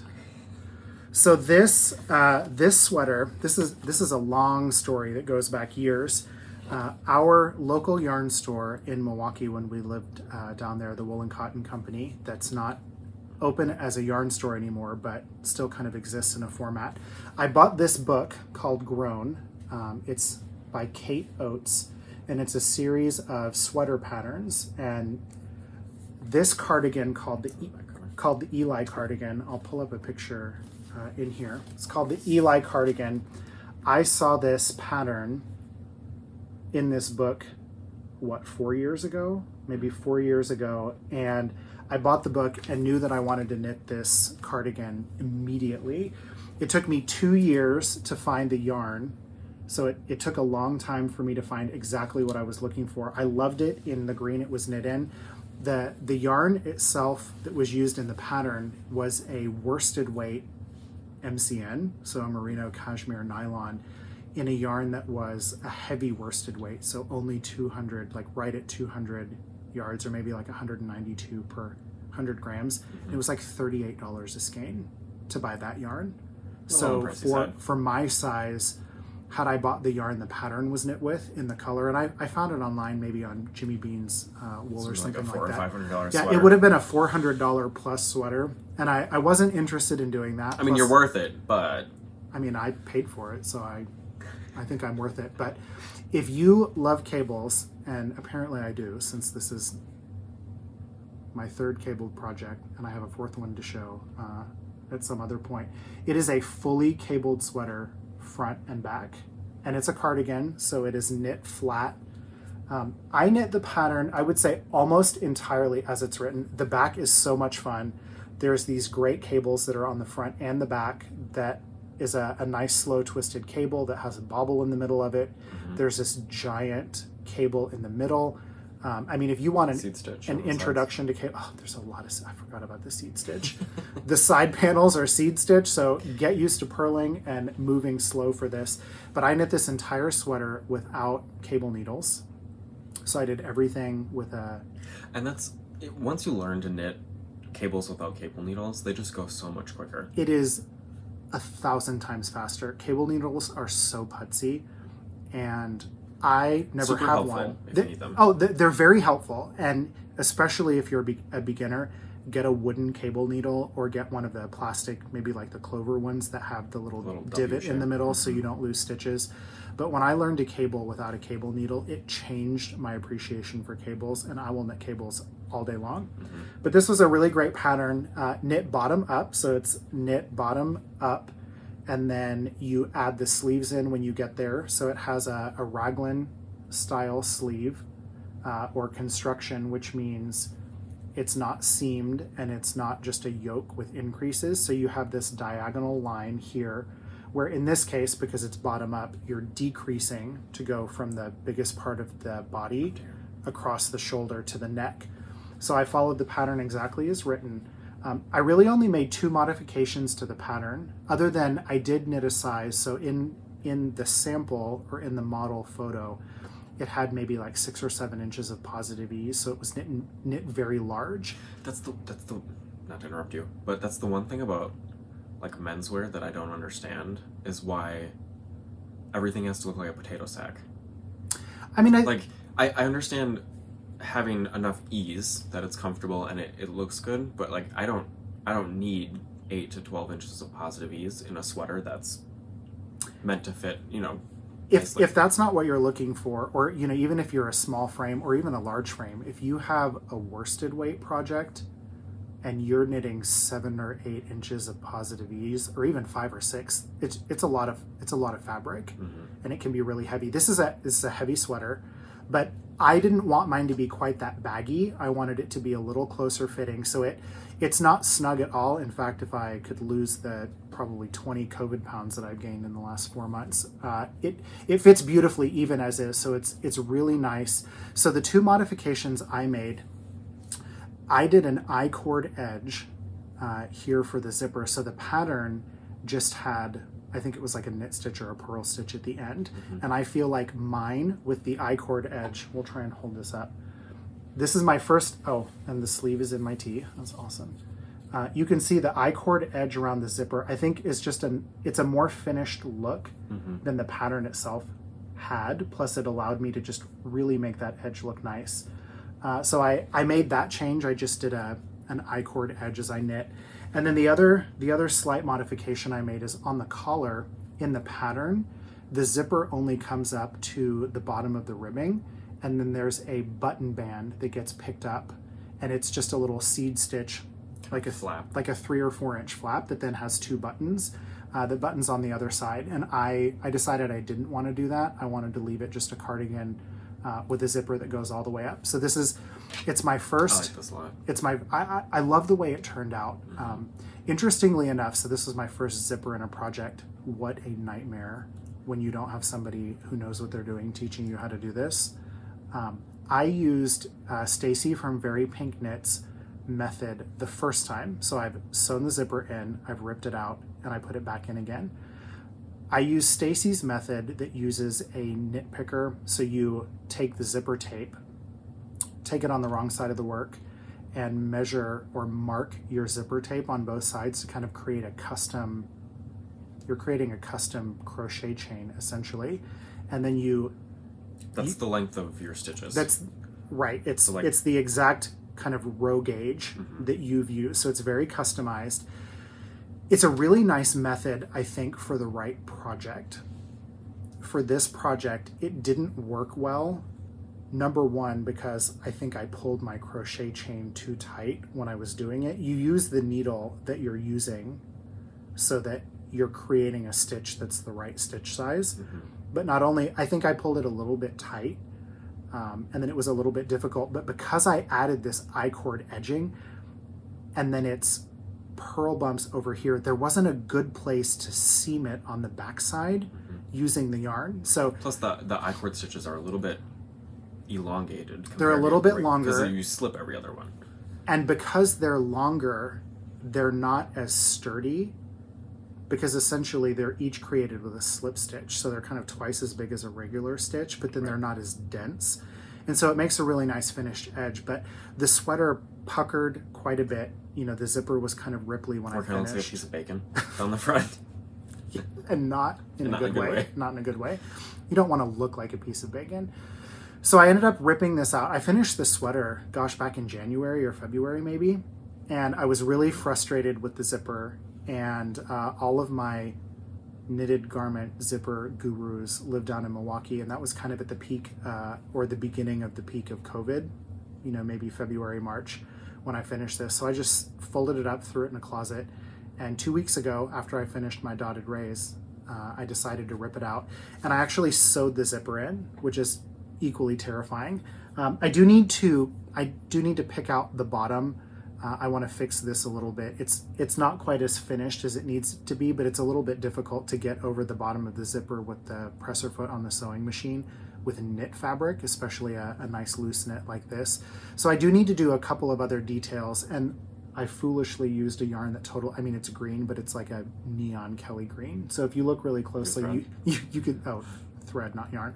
If you look really closely, you can see some of my stitches, but it was nice to be able to take a zipper foot and really roll this I-cord edge out of the way and stitch right up against it. So I'm very pleased. You almost can't even see the zipper, which is great. It's almost totally hidden. It looks really finished, and I could putz with it from here until the end of time, and I don't think I could make it any better. So the last, I'm going to call it finished, but the last step that I want to take is to hand stitch like a grosgrain ribbon on the inside. Maybe not in a matching color, but in a color that coordinates better than this light khaki. I had a really hard time finding a zipper. I wanted a metal toothed zipper, not a plastic one, and I wanted a heavier... Like a jacket zipper. Like a jacket zipper, not just like a zipper that you, just like a standard, like Coates & Clark, what's the brand that you can get like at Joann? Which are fine zippers, but I wanted something heavier duty because it is like a cardigan. I wanted it to look bigger, and I needed one, I think, that was 28 inches, and I couldn't find one anywhere. So I had to order this sight unseen online, and the colors maybe not exactly what I wanted. Was that the second zipper you ordered? This was the second one I ordered. The first one was like an industrial zipper, like a body bag zipper. Like a duffel bag zipper. Yeah, like a duffel bag that you're going to carry around 500 pounds of stuff in and drag through the airport. So heavier than I wanted for a garment like this. So the hardest part was finding the zipper and then getting the zipper in. That was as much stress as knitting the entire sweater, but a super fun project. I talk way too much storytelling. So really quickly, And what book was that in again? The book is called Grown, and it's by Kate Oates. The pattern was really well written. There's a lot of setup involved. I think there's a total of 19 charts that you use for the sweater, and each size kind of has there's different numbers of stitches between some of the charts. So I didn't know how else to put it together other than to literally make my own chart. So I had to photocopy the pattern. Then I cut out with scissors all of the chart patterns. I taped them onto a piece of paper in order and then like photocopied that. And You got really close to me. There was just a lot of setup, but once I got going, it was super fast to knit. A lot of the cable patterns are really intuitive and repeating. It is, I would say this is not a beginner project. It's a lot of cables and intricate stitches. It is a lot of cables. Now, I don't want to discourage anyone from trying it, but maybe not your first cabled project, or I think you could be easily frustrated. The other challenge in the pattern, it's not that the pattern is poorly written, but some of the cable repeats were like 8 stitches, some were 16, so those were really easy to figure out like which row you were on. But then I think there were a couple of like 12 stitch cable repeats or pattern repeats thrown in there, and then one that was like 32. So keeping track of where you are was a bit of a challenge, and I definitely made some mistakes. I dropped down and fixed all but one of them. The only one that I didn't drop down and fix was I cabled the wrong direction on the very first cable for one of the ones that has the bobble in it, and I had no idea how to... Amish mistake. It's my Amish mistake. I had no idea how to drop down and rip out a bobble. I could have fixed the cable easily, but I didn't know how I would fix a bobble and knit it back up. So I left that mistake in there. So there's one cable that goes... Nobody would have noticed if you didn't tell them. The wrong way. Well, anyway, so the yarn, I mentioned that I had the book for like 2 or maybe 3 years before I found the yarn that I wanted. And you were on the search for the perfect color. Active search. I wanted a green yarn. I wanted a tonal yarn. That kind of mossy... There's the book. I don't know what that was. That sort of mossy... Yep, I wanted a mossy green yarn that was tonal, and this is exactly what I wanted. Did you alternate skeins? I did. So I ended up, when we were at Stitches Midwest in Chicago last year, I met, and I'm so sorry, I can't remember her name, and I didn't bother to look it up, but she is Destination Yarns, and I met her at Stitches. She had a gorgeous booth there, a big setup. And I saw the yarn right away and I wanted it. And she didn't have enough skeins for a sweater quantity in the booth. And so I went ahead and purchased, she set up a custom order for me right there. And I had it maybe in 3 or 4 weeks after the show. She told me that she had another show to go to right after that. And so it wouldn't be right away. But I got the yarn within 4 weeks. And this was, the colorway is called Scottish Highlands. And it's on her DK base, which is called Souvenir. And it was absolutely perfect. The sweater pattern did call... Really nice yarn. The yarn is gorgeous. I alternated skeins, but it's just tonal enough. I alternated every right side row. So every other row, I always had 2 balls going. You start with the sleeves. So I had like 1.5 balls for the sleeves. And then it just ended up where I would always have like a full ball and then half a ball. So just the way that it split, it was super easy to alternate skeins. I did that just on the inside of the I-cord edge. And the color blending is fantastic. It may have been also because she knew that I was using the yarn for a sweater, and it was kind of dyed custom. Yeah, she said she was going to try and match them as close as possible. Yeah, it was dyed custom for my project, but I mean, even in her booth, there were tons of skeins, but she didn't have enough of this colorway in this space. I also bought the wrong weight yarn, which was totally my fault. It was supposed to be worsted weight, and I bought a DK weight. I actually just ended up, I selected the needle size until I got gauge, and I just went with it. So I think the actual sweater would have been a little heavier and a little more dense, but it just knit up beautifully, and I love it. It's fantastic. Yeah, it looks great. Yeah, so I'm super happy with it. Other than just a little finishing and knitting a ribbon on the inside, I'm done. And DK is where it's at. DK is where it's at. Just a great. That DK base is 100% superwash merino. And it didn't really fantastic.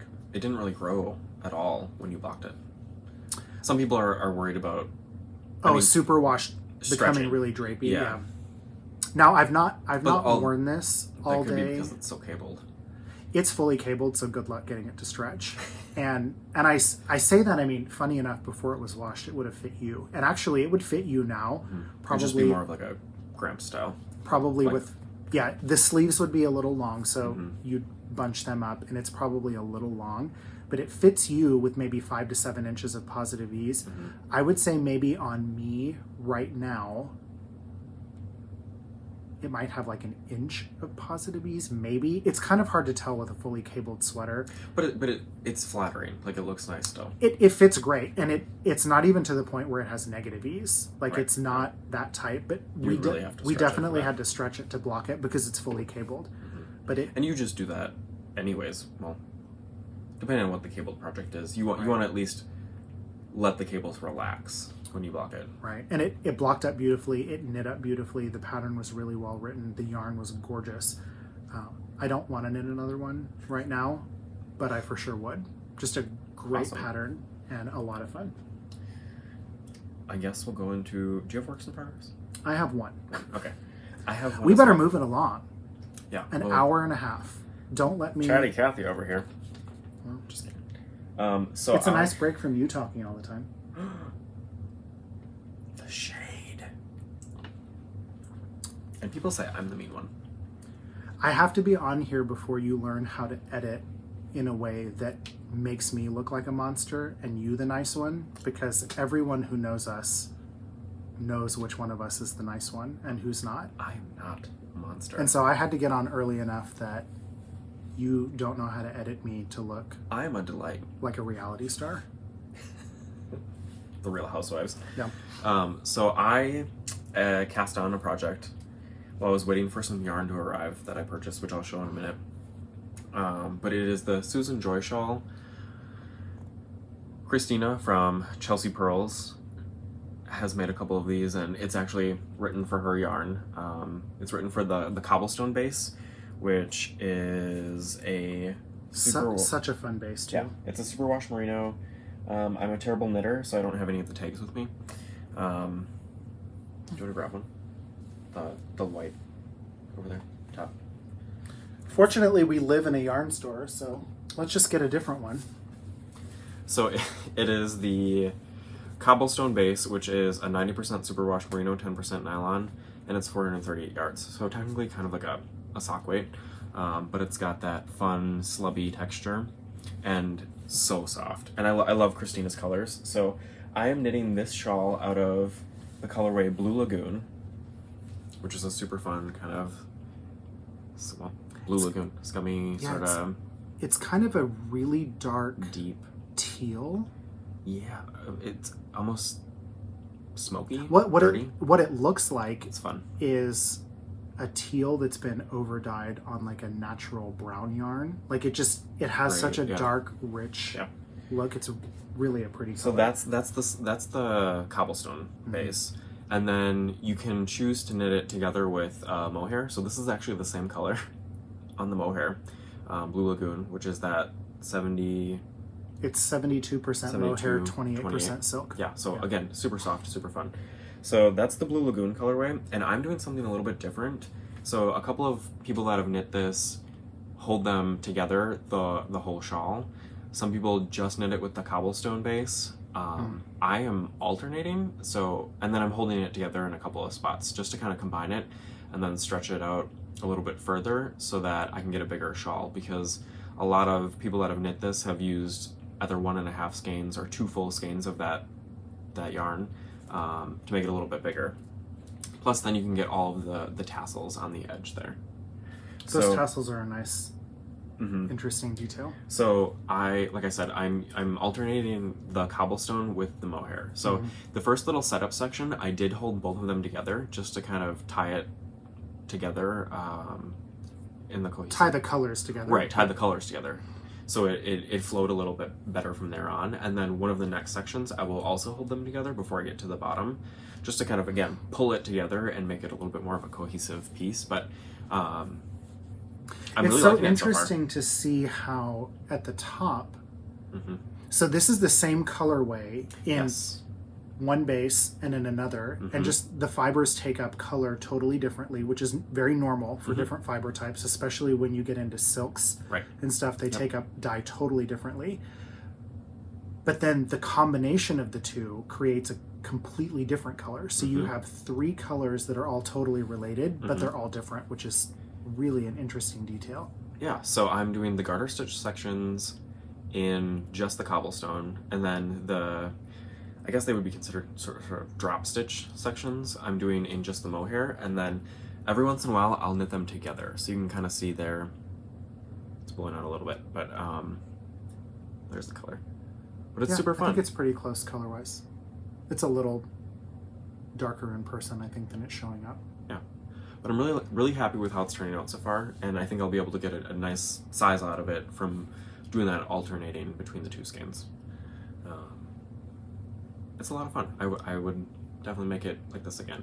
Plus, with the mohair being such a large component of the shawl this way, it really lightens it up a lot, but still lets it be warm and kind of free-flowing. So mohair is so versatile. I would say the only reason I shy away from mohair sometimes is because the neck stubble, like if you're really freshly shaven or you don't have... Yeah, I agree. I would say probably men with beards or women with beards. Anyone who has prickly neck hair, the mohair just catches on it.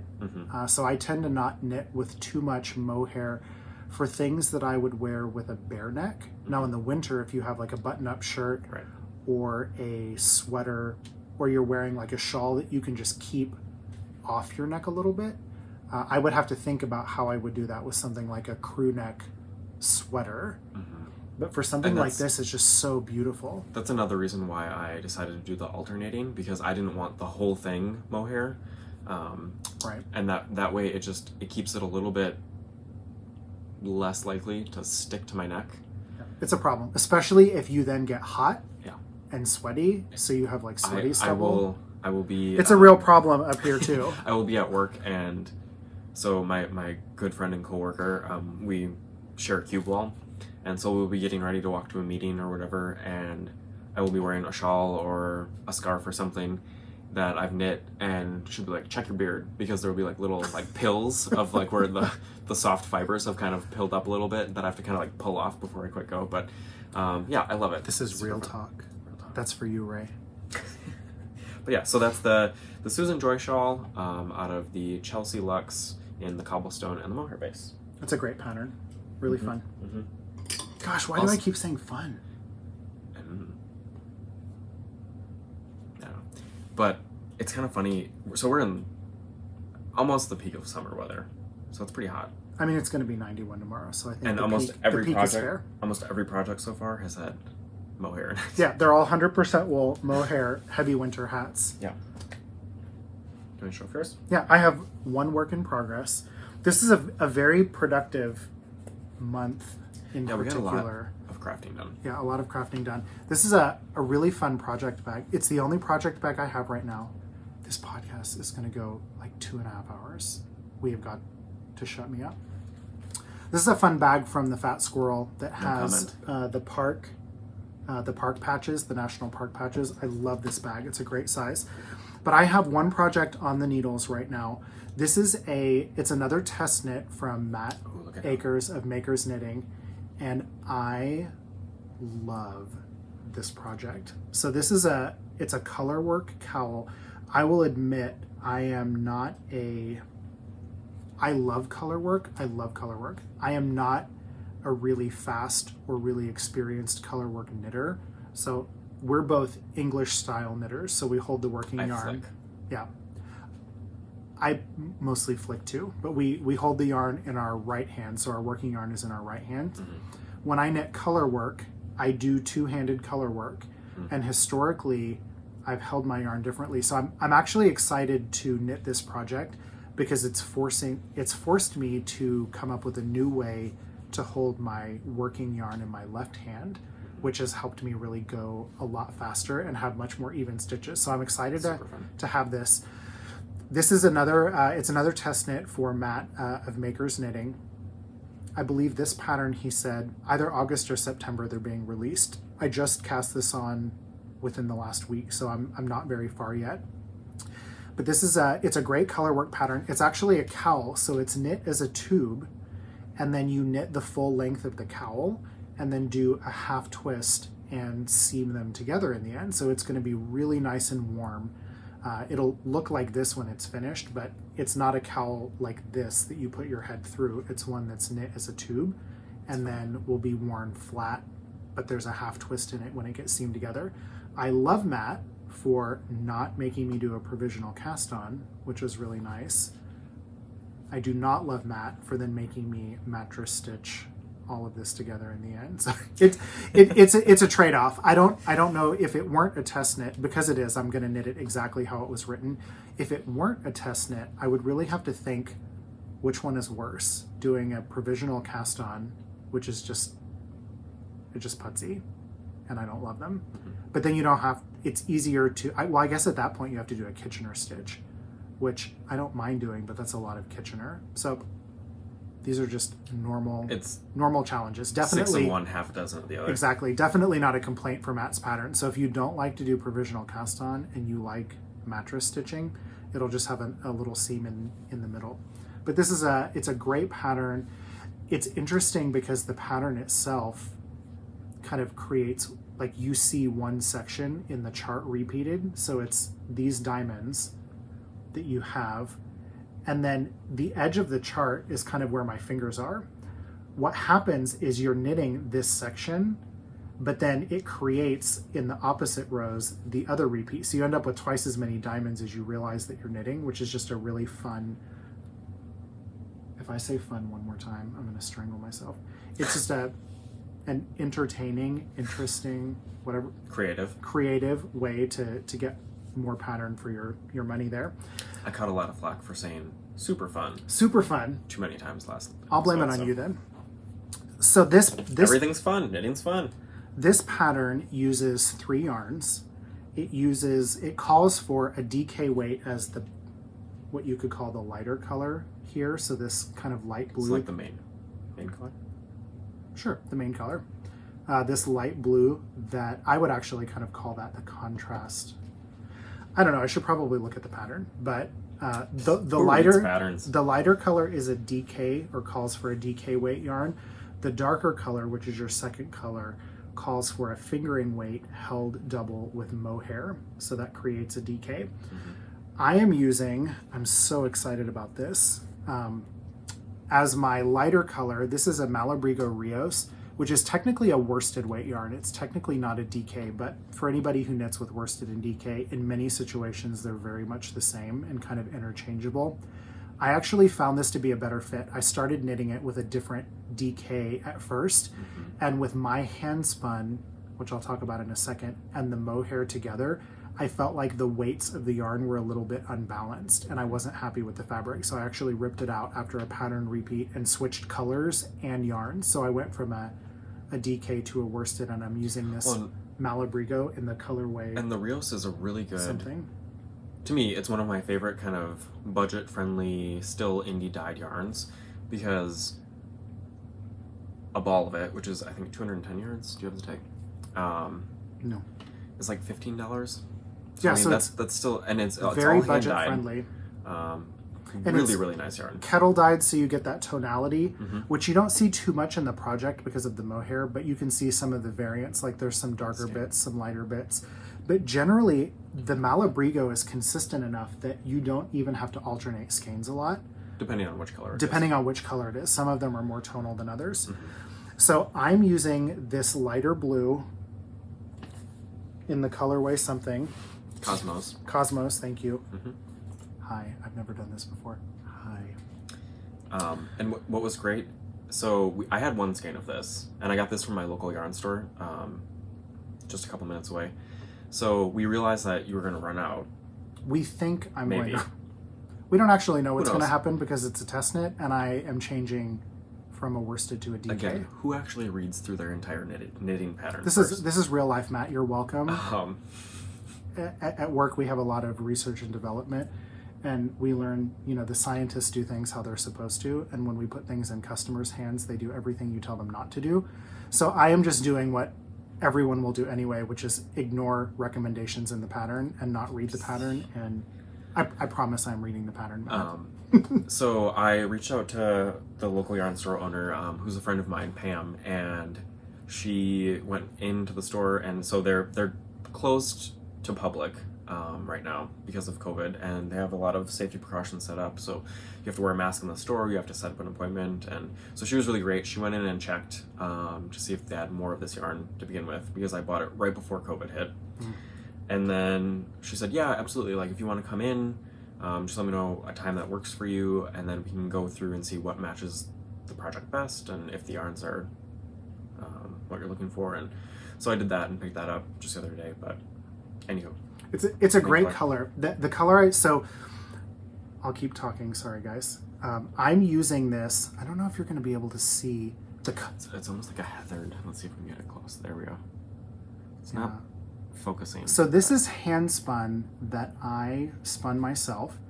This is so you can see a little bit here. There you go. There's a And lot little of blue bits. little flecks of color. There's now it's showing up. So you can see in here, there's some light blue, there's a little bit of yellow. This was a beautiful braid of yarn that I bought. This is 100% merino, not superwash. It was a combed top braid that I got at Stitches, gosh, maybe 5 years ago. I think it was the first Stitches. It was the first year that we went to Stitches together, Stitches Midwest in Chicago. And this was a beautiful purple braid of 100% merino from Fairy Yarn Mother. I bought 2 braids, one in kind of a khaki color, and you can just see all the little bits of color. So this is, if you want to talk about deep stash. This was the other one. Yeah, this is the other skein. It was a kind of a camel color. It was more heathered or more varied in the braid itself, but then when I spun it up, just because of the way it spins, you can't see that, but there's just a lot of variation in color here. This is I'll go off on a very quick spinning journey. I've been spinning, did I mention that earlier? I don't know, maybe. I talk a lot. Oh, if there's a craft, we do it. It's kind of sad, but true.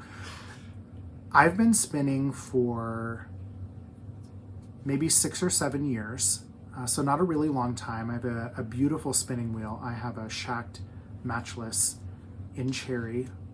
All you have to do is say limited edition color or limited special release, edition. special He's on anything, and I'm on it as quickly as possible.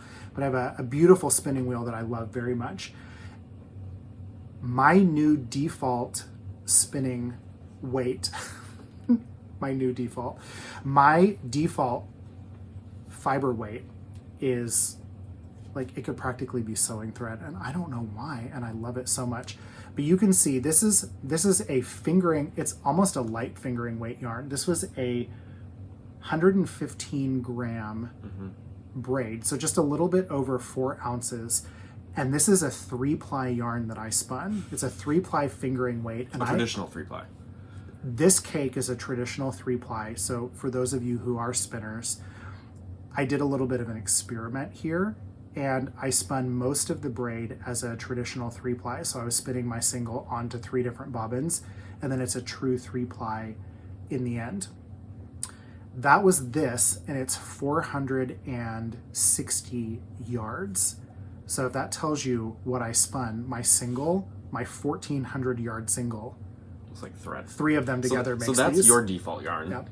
And this is mine. Yeah, so you like super you fluffy, like to spin, chunky. You like to spin a heavy worsted, like chunky, fluffy yarn. I spin hair, apparently, is what I do. So I did a fun project with that. Here I have a second little mini skein in the same yarn. So for the last little bit of yarn, I did a Navajo ply or a chain ply. So again, for those of you who are spinners, you'll know that the Navajo ply essentially works.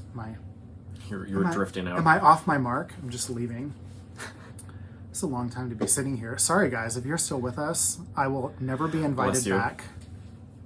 I talk way too much. You could look at my report cards every year beginning in kindergarten, and it would say, Chatty talks too much. That's why I never get to go anywhere. I don't get let out of my cage very often, clearly. So the chain ply or the Navajo ply is a method where you can take your single and you're essentially creating by hand a giant crochet chain. So you create a loop in the beginning and you're pulling another loop through, but then you pull that back. So when you take your single and then fold that loop through, you end up with 3 strands of yarn. So you have 3 individual plies that then come together to create a chain and a 3-ply yarn.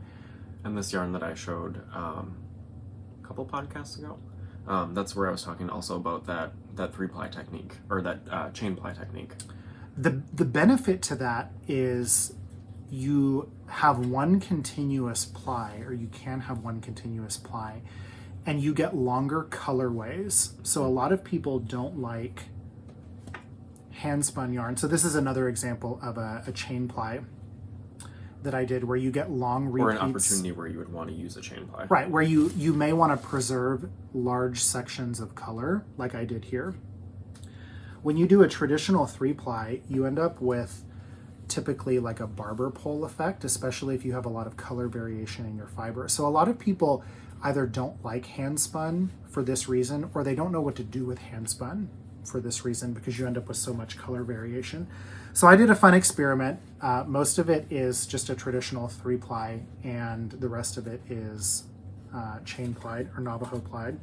So I have that, and then I'm holding that together. This is also the Chelsea Luxe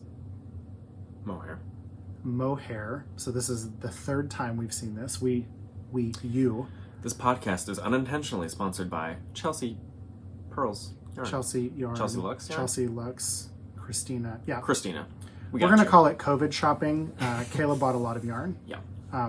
So this is, again, her Luxe mohair base, which is that 72% mohair, 28% silk in the denim colorway. So I'm holding this together, kind of that denim blue with the purple, but it really complements the color well. And then I think these 3 really tie in together nicely. The original color I was using for the background was kind of a brown, tannish color. So I will say the fabric is knitting up beautifully. It has a really wonderful halo that I think you can see here. It's going to have a really nice drape too once it's going to be a beautiful fabric. I would say I'm very pleased with the way it's knitting up, and it makes the hand spun look really nice. My only comment about the choice that I made to use hand spun held with a mohair is part of what makes hand spun so unique or so great to work with is that it is so unique. And because I'm covering that up a little bit with some mohair, you'll lose some of the character of the hand spun. I'm not going to complain though, because not only can you still see it, but buying fiber, spinning fiber, and knitting or crocheting with fiber are all very different hobbies. And as you can see by our hand spun stash, what you can't see is like the 5 cubes of fiber to be spun. We buy fiber, sometimes we spin fiber, and even more rarely we use hand spun. Not because we don't like it, these are like your children. I've literally had this skein. I entered it into a competition for 3 or 4 years. So I'm excited to use the hand spun, and I think the pattern will be great. So this is, again, a cowl pattern that I'm test knitting for Maker's Knitting that will be coming out in August or September, I think Matt said. So look for more there. I'm hoping, again, color work goes a little bit slower for me, so it'll probably be maybe 2 or 3 weeks, I think, before I finish it. But should be it's just a great project to knit. I'm really enjoying knitting it a lot, so we'll be excited to see that soon.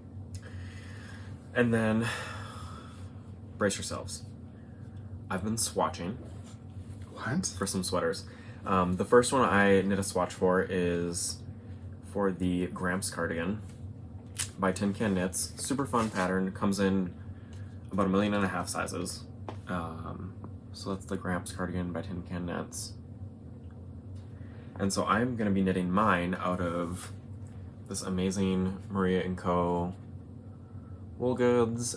It's my friend Sarah in her Tweedy DK base, which is an 85% superwash merino, 15% Donegal nep, which is the little Tweedy bits. I love tweed. It's 231 yards for 100 grams. This is the colorway Smoke. I love gray. It's one of my favorite colors. So that's the yarn itself. This is the swatch I knit for that sweater. Hit gauge, which is always a plus. Tweed is so fun. Yeah, and I mean, it's just, it's fun. I'm not going to say fun anymore. So it's washed and blocked beautifully. Amazing drape. The tweed is great. But then, again, my little swatching trick where I put 7 knots because I knit it down to 7. So I always knot however many knots the needle size is. So for instance, this one was a 7, so I put 7 knots in it, and that way I remember, and I don't have to do any sort of yarn overs, which work, but then when you do that, you have to knit a couple of extra rows to kind of make up for that. Or you have to be organized and write down what needle size you use, which clearly I'm not. Never but did. So that was that swatch for the Gramps cardigan. Super excited to work on that. I'll be casting on that soon. And then kind of another swatch that I knit for the brand new pattern by Andrea Mowry, which came out this week, I think, is the Spice cardigan, which is a play on her Spark cardigan, which is kind of a ladies version. Super fun, great yarn and textures. It's technically a color work, and it's knit. So the pattern recommends Spin Cycle and Magpie Fibers Nest worsted, which I have never used either, and I decided to kind of treat myself and test out the different yarns. So my main color is going to be this Magpie Fibers Nest worsted, which is 100% non-superwash Corriedale at 210 yards per 100 grams, and this is the colorway Twilight Cinder. And then my contrast is a Spin Cycle yarn. This is their new worsted. It's 100% American wool, 150 yards, and it is the colorway Mississippi Marsala. So this came in the mail today, super quick. On the website, both of them said that there could be some delays in shipping due to COVID, and the Nest Fibers wasn't supposed to be here, or the Magpie Fibers, excuse me, wasn't supposed to be here for another week or two. But it came super quick. So those are the yarns separately. And then this is my swatch. And I did swatch in the round and ended up cutting it apart. But so that's how the stitch pattern will look. So super fun. The yarn is a little bit stiff and kind of crunchy. I mean, that's sort of the nature of Corriedale. It's a little bit more rustic before I washed it. But then after, it softened up nicely. It still feels real. I mean, it's a woolly wool. Yeah, but it's not itchy. But it's not scratchy at all. It would still be very comfortable next to your skin, and I love nice and durable. I love this color combo together. There's nice contrast there. The one thing about the Spin Cycle that's nice is the colorways in the worsted version are pretty long repeats. So in my swatch itself, I just got that one color for the most part, but I'll be able to get in the sweater those different long repeats. So pretty fun. Excited about that. And then I guess that brings us into stash acquisitions. We gotta get moving. We're at 2 hours. This is terrible. Well, yeah. You bring him on, and then we just chat. The good news is I will never have this many finished objects ever again. It just happened to be one time. It just happened to be a very productive. I actually left things behind. I had more things to show. So did I. But I happened to finish a lot of projects that had been on the needles for a while. So well, that's the one nice thing about you. Friends. You not traveling as much is you actually have time to sit and do the things you enjoy outside of work. It's really hard to knit on the road. When I travel, I have to work. I work very long hours and have a lot of work to do in the evenings because my travel takes away time to kind of do my day job. Mm-hmm. And so it's not just that I travel and I work a 40-hour week. When I'm on the road, sometimes I'm up at 3 a.m. to head to the airport and land on the West Coast at midnight Pacific time. So I have 18 and 20-hour days sometimes when I travel. So there's not a lot of crafting that gets done. So yeah, I've gotten a lot done. So I guess we'll dive right into this without chatting too much. So I saw Lola Bean Yarn Co. had partnered with Birdie Parker Designs, and they created these super fun shawl cuffs, which just kind of help keep your shawl in place, or sort of like an accessory, or an accessory for your shawl instead of a pin. And I'm a sucker for anything like leather and metal, and I mean, I'm wearing my wristlets. You're a sucker for anything that costs money. Let's be honest. Rude. And also anything free. Or anything on sale.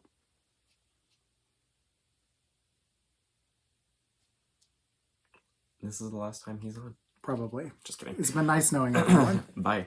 No. So I got this super fun shawl cuff in this amazing green, and I love green, and I also love copper.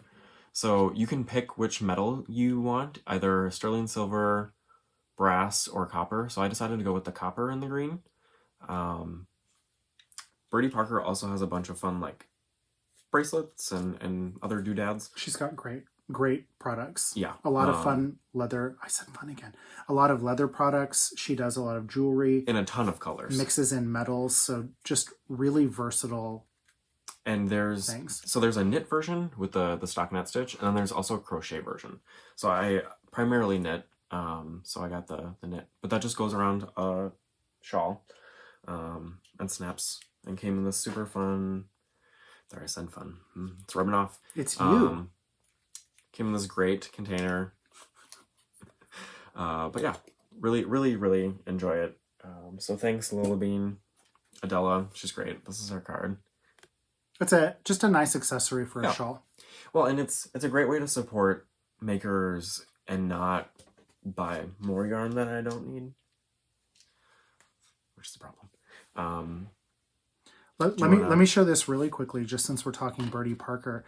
For those of you that follow her or Gay, Gigi Made It on Instagram, I had the opportunity to pick up one of these great valet tray. So this is a leather valet tray. It's a special edition with Gay's image here on it. This is in the gray color. I think they came in several different colors, and they were donating a large portion of the proceeds from each of these valet trays to Black Lives Matter. They ended up doing 3 different runs. I think in the first run alone, like in a 24-hour period, I think they raised something like $14,000.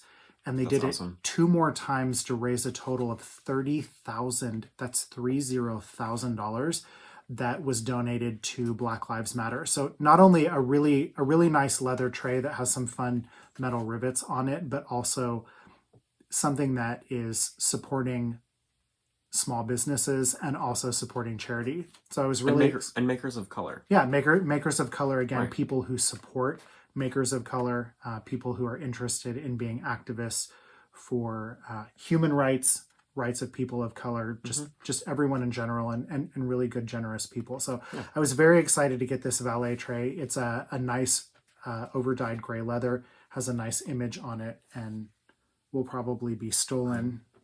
Yeah. Again, I love gray. So Stolen that's quickly. why I told him to get the gray one. Yeah. Little did I know. But yeah, super fun.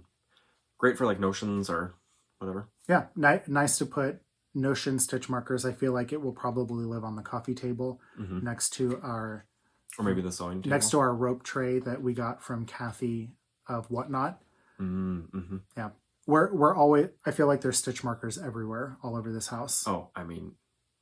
It's amazing we don't find them in you the can litter blink box. and find a stitch marker. Yeah. Same thing with words. Other things. We gotta get going. A ruler. Show your own. So kind of part of stash enhancement, we were gifted very generously some Leading Men Fiber Arts yarn. Stephen reached out. Stephen and Andy are the owners of Leading Men. They have a podcast, Dramatic Knits, and he heard that we were doing a gift miss in July knit along in the Ravelry group.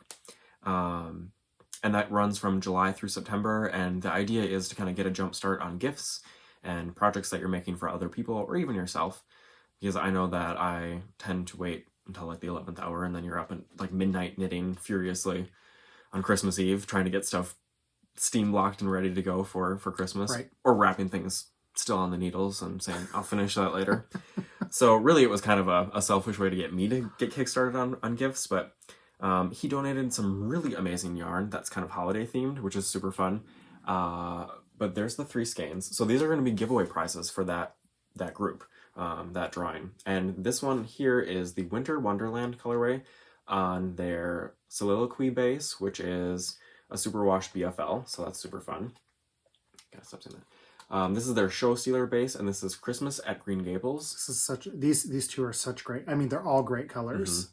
And this is a little more kind of traditionally Christmassy, but this is their Diva base, which is a superwash merino silk, 80/20.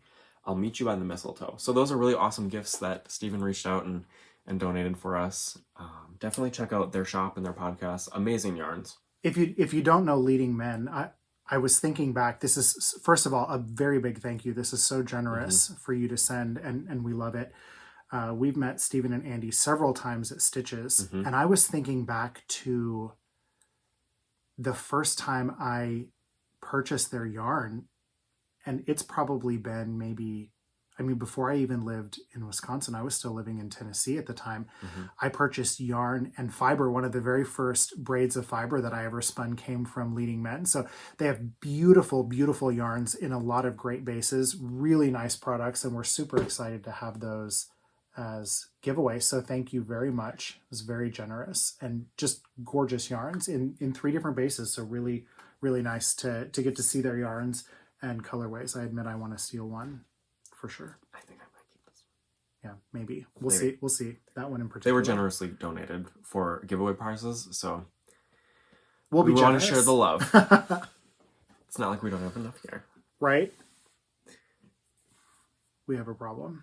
Speaking of giveaways, I have drawn the 3 names for the 3,000 subscriber... Start that over. 3,000 subscriber giveaway. And so something a little bit different we're going to do for the 4,000 subscriber giveaway, which starts now, and we'll run, I don't know, maybe 2 podcast lengths. So maybe like a month and a half. Comment down below for an entry this time and tell us what you're doing for keeping yourself busy during the summer, especially during COVID, or like what kind of summer projects you're working on, whether it be around the house, crafting. So just leave a comment down below and we'll consider it an entry and we'll pull that prize in maybe a month or so. Yeah, it's really exciting that you have 4,000 subscribers. It's kind of hard to believe. It's still mind-blowing and unbelievable, and I appreciate it so much. And it's been amazing to kind of build this community even more and connect with others and share what we're working on and some of the tips and tricks and techniques that we know that some others might find helpful. So it's been really amazing, and just thank you to everyone who's first of all made it this long in the episode. But oh my gosh, I'm never coming on again. You'll probably have 2,000 subscribers by the time people watch this. Thank you for everyone who has subscribed and has come back and kind of stayed with us through the sound issues, which we had in the beginning, but and everyone who's kind of joined us along the way and all of the new subscribers. So thank you so much. And thanks to Steve and Andy for donating some of those fun prizes. A very big thank you. Very generous. What'd you get? Oh gosh, really quickly, I got sucked into Instagram. I'm terrible at social media, but I do look for a lot of inspiration on Instagram in particular. And a few weeks ago, maybe 3 or 4, I saw this La Bien-Aimée fade kit, and it is called the Epic Fade Bundle. And it is a set of 8 mini skeins of fingering weight yarn that go from kind of a nice teal blue all the way to a really bright pink. And I thought they were just really great colors. You can see some of them down here have some bright neons. There's some pinks, purple, oranges, and blues. I love color. I know we're both in blue today, but even for work, I wear shirts and sweaters. That wasn't intentional. Yeah.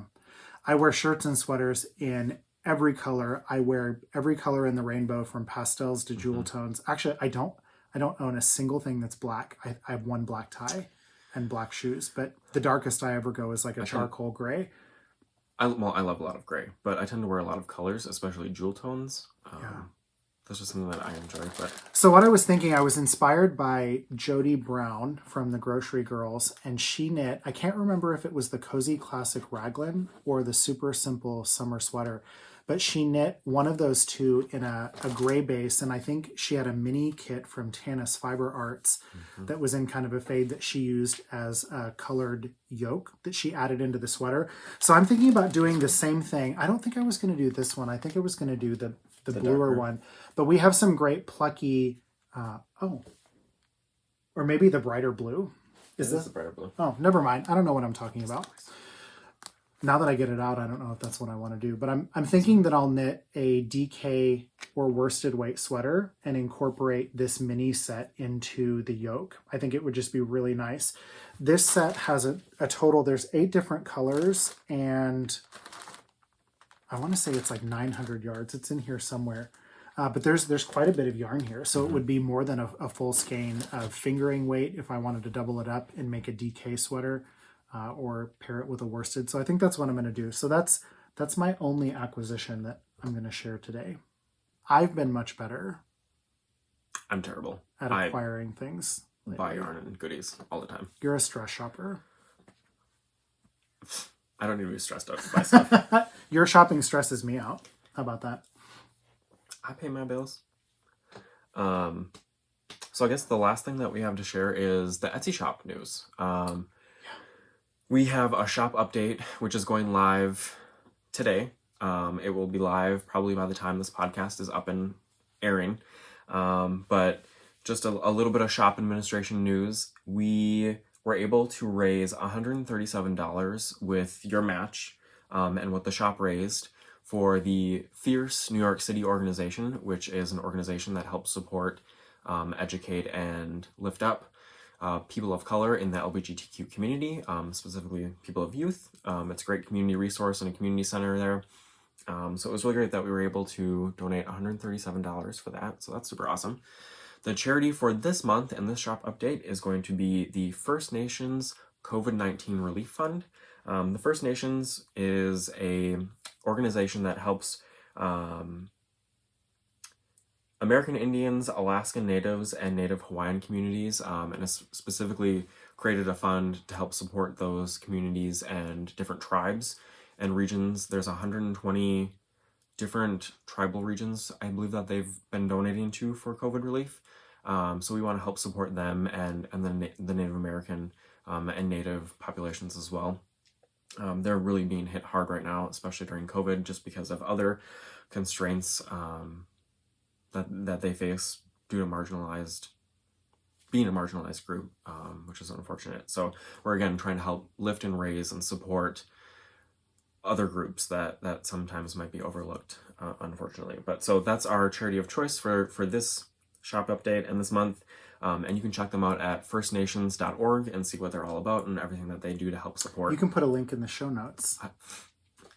Which you're not typing up, by the way. I said I was going to say that 400 times while we were talking because I don't do show notes. I don't clearly take notes for anything. So we'll definitely link that. I think I'll just say really quickly that it's always important to us. We try and donate to as many charities as we can. Mm-hmm. And while we don't have unlimited money, I feel like we are very fortunate. And we do things in our local community, mm-hmm. whether it's things like donating to food banks or donating time or money, volunteering. We do try and give back what we can. And you decided that when you opened up the Etsy shop again, you wanted to donate 5% of the proceeds, mm-hmm. which is a great start. And then I thought, we can do more. So I decided that I would match an extra 5% onto, or match what the shop raised in that 5%. So mm-hmm. really important for us to continue giving back. Whether it's to our local community, to marginalized people, whether that's people of color, people of sexual orientation mm-hmm. Or preference, just whoever it may be. So we're really excited to be able to give back in a lot of different ways, right. and share who we support kind of month to month or shop update to shop update. Well, and this community has given us so much, and we're just really passionate about giving back to our community, whether it be local or distant. Or community as a whole, we're really excited and happy to be able to, take this opportunity to be able to use the shop as a way to support others and those that need, different kind of advocacy. So without further ado, we're going to actually get into the shop update. So this shop update is going to be part of what we're, I guess, going to call the Basics collection. Which is a super fun kind of play on colors and textures that I wanted a more simple or plain bag that kind of highlighted those textures and those colors instead of being more printed or kind of kitschy or fun. Like, I love those things too, but really wanted to, again, do that sort of simple, not rustic or rugged, but just thinking about something different. Again, we typically do prints. We do a lot of florals, farm, animals, a lot of colors. And not only is that not what everybody is interested in, but we thought, let's make something that's a little heavier duty. So something that's a little more structured. And maybe instead of thinking about just the prints, think about textures and different fabrics and different materials. So, well, it gets kind of a nod to that less is more.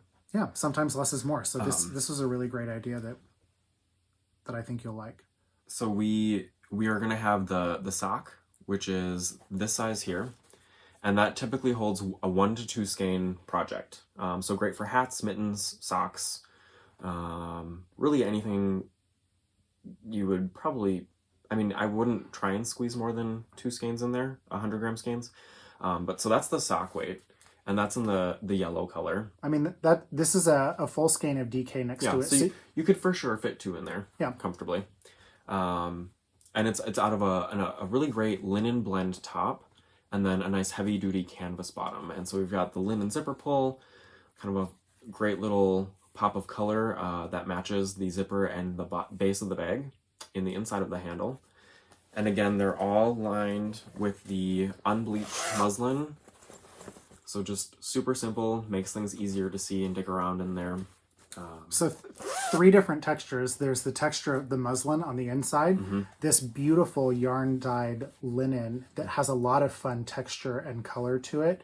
Even though it's gray, you can just see all the variation. And then we have 8 different colors of canvas for the bottom. Right. So 8 different colors. This is the bright yellow, but just some nice top stitching here and on the top. Again, just some fun details. The canvas will be a lot stronger for the bottoms. You can throw this bag around. And easier to launder. Yeah. So if you're knitting outside or what have you, and you need to beat it spot, up, go for it. Yeah. Chuck it around. Definitely easy to just kind of spot clean that canvas. So this is the sock bag, that sock size. Then this is the shawl size, which comfortably holds 3 to 4 skeins of 100-gram yarn. Yep, so 3 to 4 of these guys, plus your pattern. Then we also have it available in the shawl size, which I would say comfortably holds 6+ skeins of 100-gram yarn. So I would even probably say the minimum would be 7. I can easily fit all of the yarn I need for a sweater in one of these bags. And so, sorry about that. So that's all 3 of them next to each other. So you can see 1 to 2 skeins, 3 to 4, and then 6+.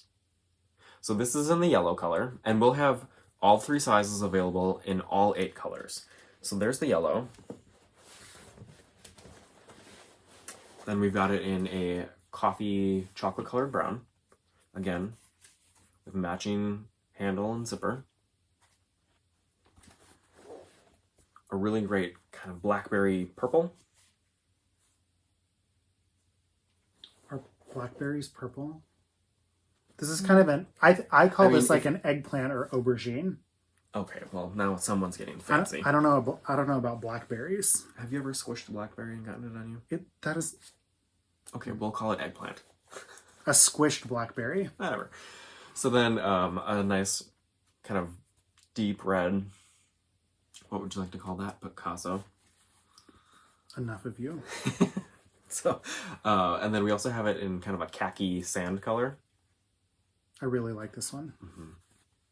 So a little something for everyone, and tons of colors. And then I think I'll do for sure a couple more runs of these, and then I'm gonna try and find some other canvases in maybe some brighter colors or some geometric patterns, and I'll do a shop update with those as well. So then we have this foresty green. I really like the bottom coordinating with the zipper, coordinating with the handle. Mm-hmm. So you have kind of consistency, but it's not too much of anything. And then there's just some small details. Right. And then a navy. Always got to have that classic navy. And then the last one is gray. Yeah, it's kind of a nice, like a creamy gray color. It's definitely a warmer gray other than a cool gray, but a lot different than the khaki, which looks a lot more gold or brown. And again, just a nice zipper on the top. It's really fun. I love these. Yeah.